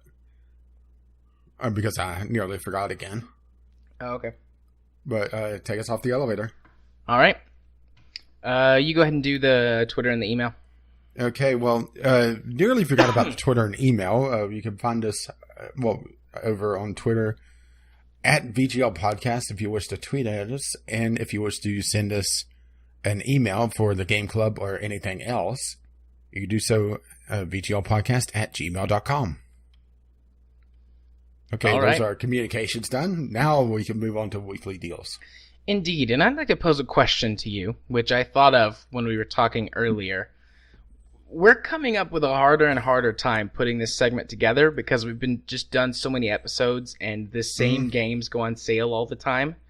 Do you think it's time to retire this section of the show? Or at least, we talked about making it an occasional thing. Right. And we just never did that. Do you want to skip it this week, since it seems like you weren't really too enthralled with what you had? I wasn't really enthused with what I had. I mean, you know, I picked a couple of games, but really for me, it's like, well, I've kind of recommended, I feel like, every game that regularly shows up on the list. I might check it every week and see if something exceptional pops up. Then I'm like, oh, that's good. I should recommend that. Yeah, even the Humble Bundle seems a bit weaker this time around. There's a new one out that only game I really know of is one game in the low tier. Yeah. Yeah, the Humble Bandai Namco bundle. Mm-hmm. It has Pac-Man 256, Ace Combat Assault Horizon, which I'm sure is interesting at least. I'm not huge into Ace Combat. And it also has Enslaved Odyssey to the West, which I have done a series on. Assault Horizon is probably the worst one in the series. When I talked last week, 2 weeks ago, we were talking about games, and I was talking about, Ace Combat 7. The game I was referring to that kind of lost a whole bunch of the wackiness that makes the Ace Combat series so fun was Assault Horizon. I see. I don't know that Ace Combat series at all, so... Yeah. I mean, it's not a bad game mechanically, it's just, like, compared to the other Ace Combat games, it's lackluster. Yeah, and I'm just looking at the rest of the tiers. So Warhammer game that I don't know. Project Cars, which... Project Cars, from everything I've heard, it's a very, very pretty game. But it's mechanically one of the weaker modern racing games that's been out on Steam. Yeah. Or one of the modern major racing games, I guess I should say. Yeah. Naru game, then... a bunch more added in just under a week. And then the other ones is Tales of Zestria, which I have no idea what the hell this is. A bunch of DLC for Project Cars. And a pre-order for $35. Yeah. The Humble Bundle seems to have really gone downhill, hasn't it? Or it's more they're probably focusing on their monthly bundles. Yeah, that's probably it. They're focusing on their subscription, whatever. Is it the Humble Monthly, or I forget what it's called? Yeah. Yeah, it's the Humble Monthly. That's their big thing. I think that we should take this segment and make it occasional. We can check every week to see if there's something that like really tickles our fancy. See if hell froze over? Yeah. But I'm looking at your two games. I know we've recommended both of those before, and the two games that I picked, I haven't recommended, but I'm not really like excited for them. It's just like, I guess these are... Well, let's just mention them just because we picked them out, but... Sure. I don't think I'm even going to bother putting them on the show notes because we talked about mine before. Yours, or you sound so lukewarm on them that you... Yeah. Mine is Dragon Age Origins Ultimate Edition and Space Pirates and Zombies, Spaz. Yeah. 2 games I know we've done before. Yeah. And yours is Science Girls, which I'm pretty sure I have a review copy of that I never took a look at. Science Girls is like a turn-based RPG mixed with a visual novel, and it's okay. I mean, it's like its main thing is like, oh, these girls are cute because it's not a great game, but it's not a bad game either. So that's why I was like, well, I guess I'll put it. Yeah, on the list. Definitely own it. I'm not sure if I got it from a bundle or it's a review copy. It's one of the two. And then the other one was Caffeino, The Drowned Mermaid, and it's a murder mystery visual novel. I mean, it's a pretty decent one, but as far as as visual novels go, it's one of the first ones that showed up on Steam. So it's okay, but everything that it does has since been done way better. Yeah, and that's kind of the problem with being one of the first visual novels is that, you get a lot of popularity because, it's a visual novel, but, you don't have to be particularly good to get that initial attention. Yeah, so... Like I said, 2 lackluster picks for me. Yeah, at least mine were good picks. It's just, we've done them before. Yeah, so we'll retire this as a regular segment, and we can each, Maybe we could come up with something different. Maybe. This would be a good time for some audience feedback. Do you guys have like a segment that we've either done before that you'd like us to do more regularly, or suggestions for things that we can try? Obviously, if nothing comes up, we can just... add more news topics, or if we need to build up time. But here lately, we've been spending a lot more time talking about games and less on the news. And I don't know if that's just the season that we're in. Like, there's not a lot of news right now. Yeah, there's not a lot of news right now. That's the problem. I mean, last week we had to do 2 general topics just because there was really nothing out there. And also part of the problem with our just game picks is that we record on a Tuesday and release on a Friday. So we only really get the weekly deals. We don't get the midweek madness, which would that's active now, but will be gone by the time our episode is out. And the weekend deals are not out until the day you're doing the editing. Or if you're not editing, then I'm putting up the podcast and doing show notes. Yeah. But it's not realistic to say, well, we should just do it in 24 hours, because that is absolutely insane to do on a long-term basis. We could squeeze it out every so often if need be, but it would drive us absolutely mad. Yeah. So I know that you suggested something else for question of the week, but a good question of the week might be, what should we replace? Or is there anything we should replace deals of the week with, or new segment ideas? Okay, I'll put that out there then. I don't know. You can think of the best way to word it, but yeah, that would be good. It's been a while too since we've directly asked for audience feedback. So, amidst all of this, if you guys want to send in some letters or give us some additional tweets or whatever, any changes that you think could be made to the show, how we've been doing here lately. The shows have been progressively staying longer. Eventually we're going to hit a hard limit where I just can't stay up anymore. I do eventually have to go to bed. I'm a day walker, so. Meanwhile, I am the night. Yeah. But, are you guys liking that my numbers on YouTube for the podcast has actually been doing somewhat decent. Yeah. I should quantify that for a channel my size. Yeah, I actually haven't checked the few most recent ones. Yeah, see how they're doing. I'm getting in the ballpark of 15 views for the podcast, which for a 3-hour long video is absolutely massive. Yeah, most of mine are actually averaging double digits too. 10, 11, 12. This one's at 7. That one's at 16. So yeah. Yeah, mine average has been about 15 to 20 actually. Yeah, for last few podcasts. Yeah. So, just any general feedback. Personal question I want to know, do you guys like the closer to 3.5 hour time limit that we've been hitting? Because, I mean, we're going to hit it again. We're already at over 3 hours recording time. Plus, we've got to wrap up, plus the other stuff that's going to go in editing. So, yeah. Show's going to be about 3.5 hours. But that would be some good feedback that I'd like to know.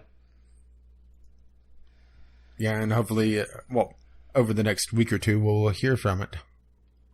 Mm-hmm. Or you'll just get told it directly. Yeah, that would be fine too. I mean, feel free to tell me on Steam or yeah, but you'll have Discord. to tell me because remember, I actually don't get a lot of communication from listeners outside of Discord. That is. Yeah.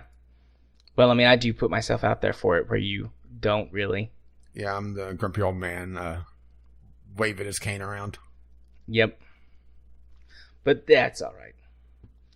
So, with the not-so community corner, or not community corner, the not-so weekly deals out of the way, let's move on to the wrapping up portion of the podcast, which is where I always go first.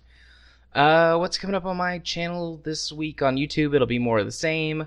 Again, I've got another round of videos scheduled to start going up tomorrow from the recording date. Like 7 or 8 days worth of stuff scheduled, and it's Divinity and some more backlog stuff.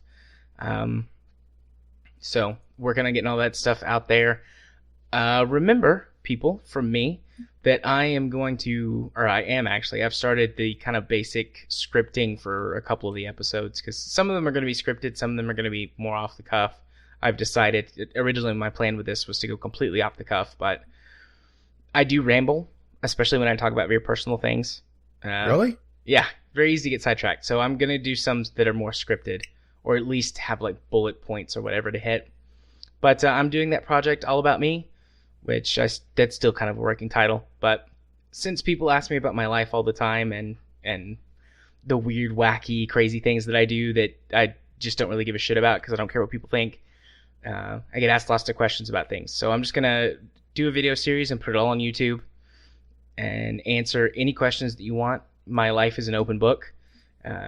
Feel free to write in or send me, messages on Steam or whatever. Ask me any questions you want me to answer or things you'd like me to elaborate on.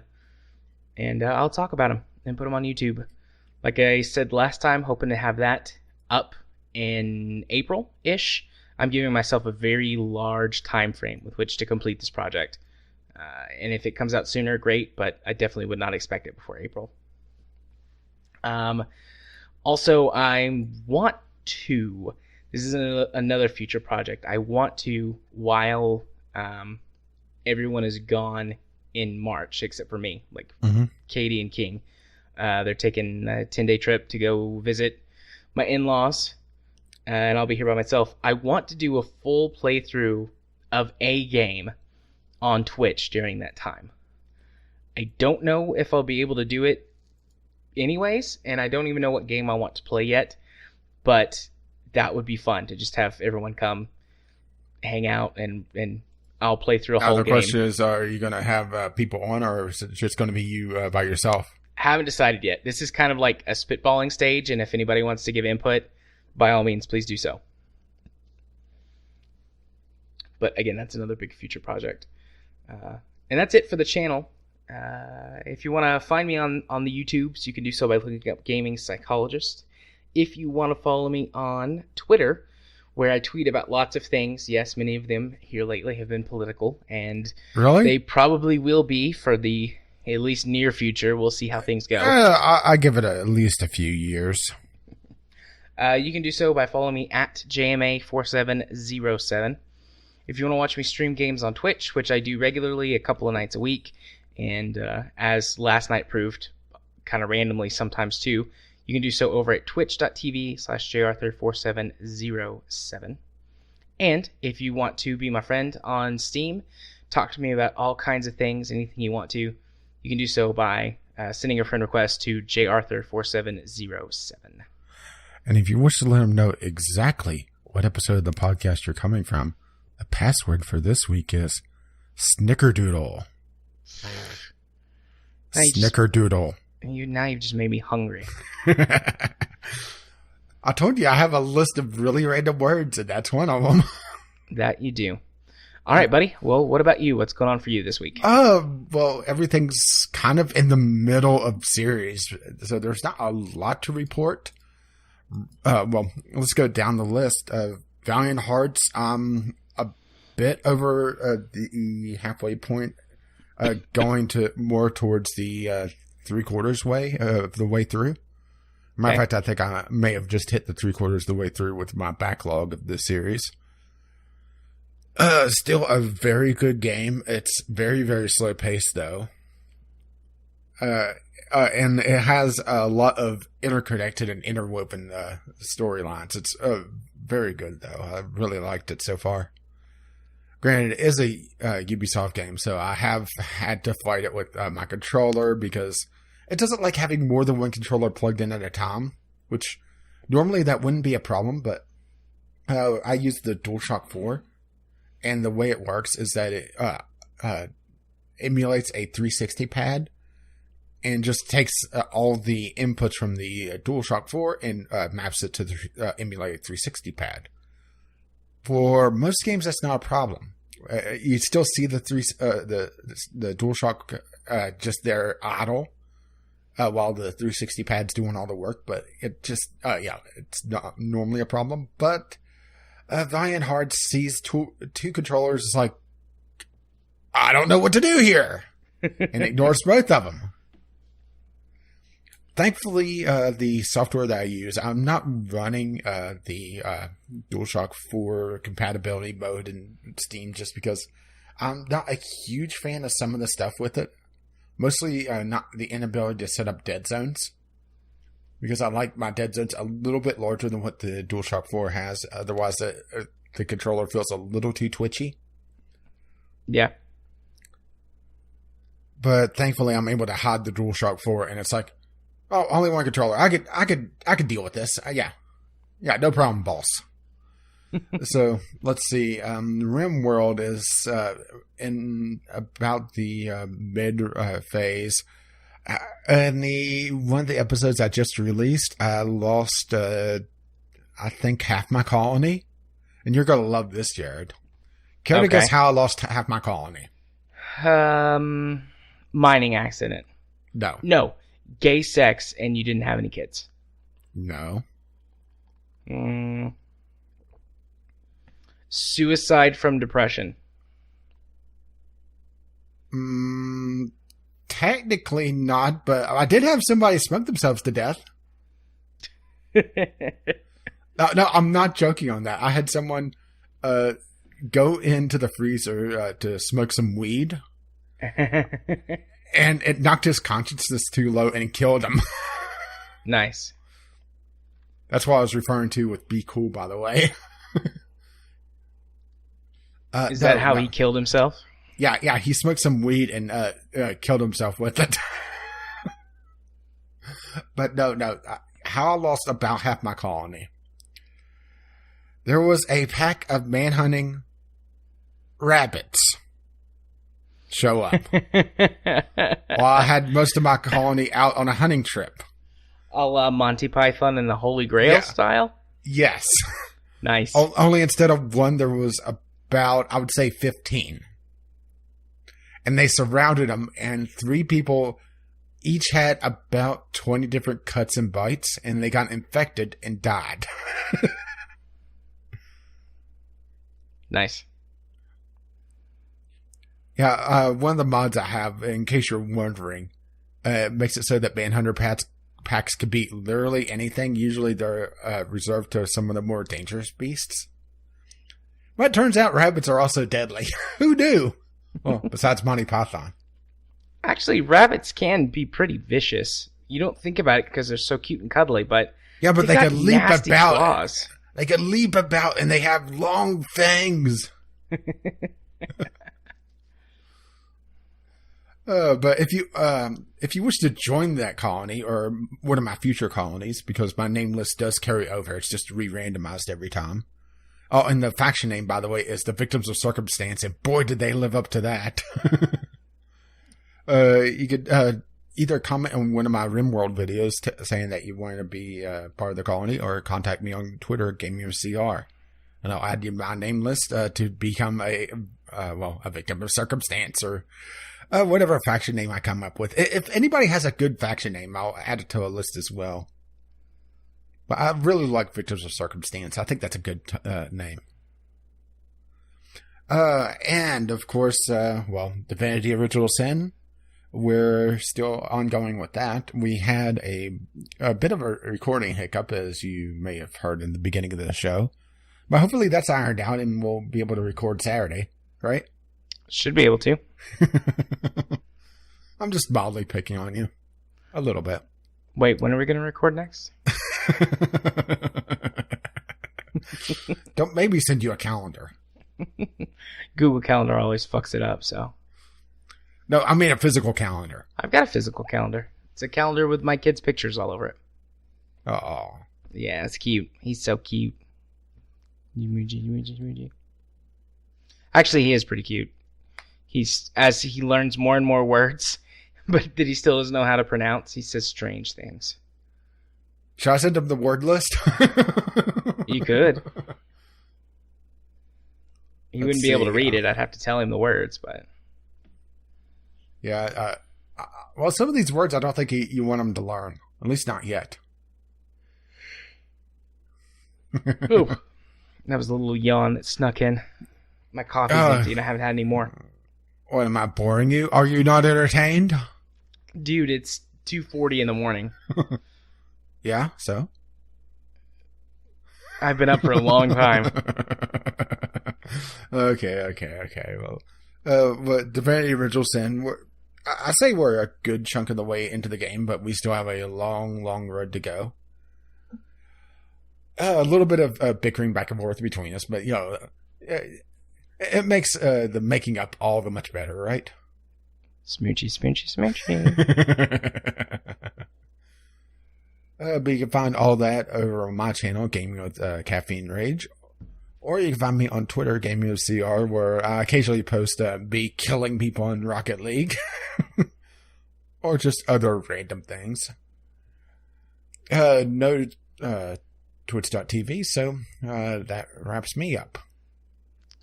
Alrighty. Well, you carry us on out? Well, if I must. I mean, you seem very eager to go to bed for some reason. It's almost 3 in the morning.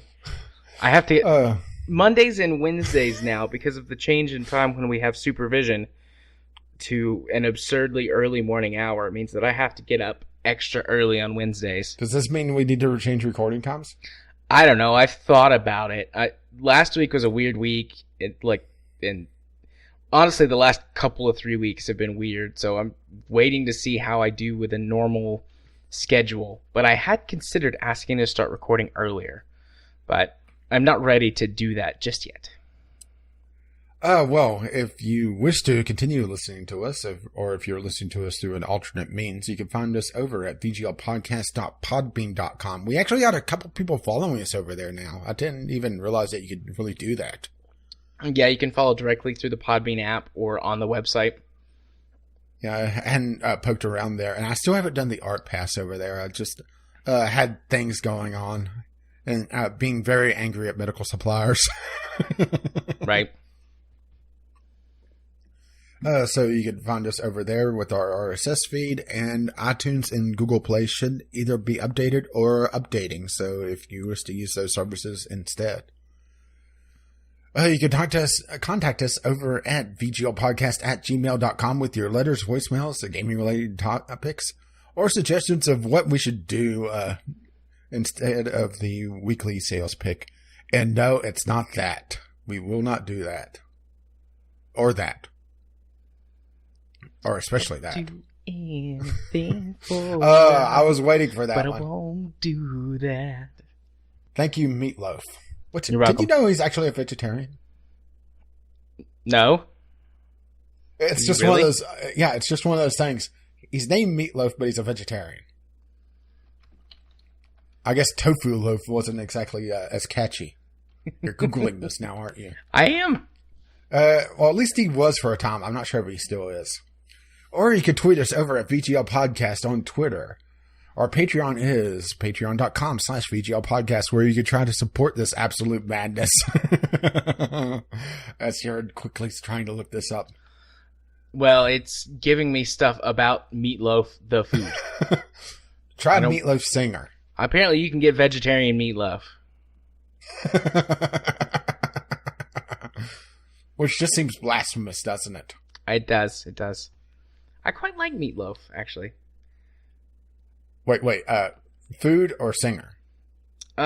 Food. Meatloaf the singer. I like kind of his big hits, but most everything else is hit or miss for him. Yeah, I'd agree with that.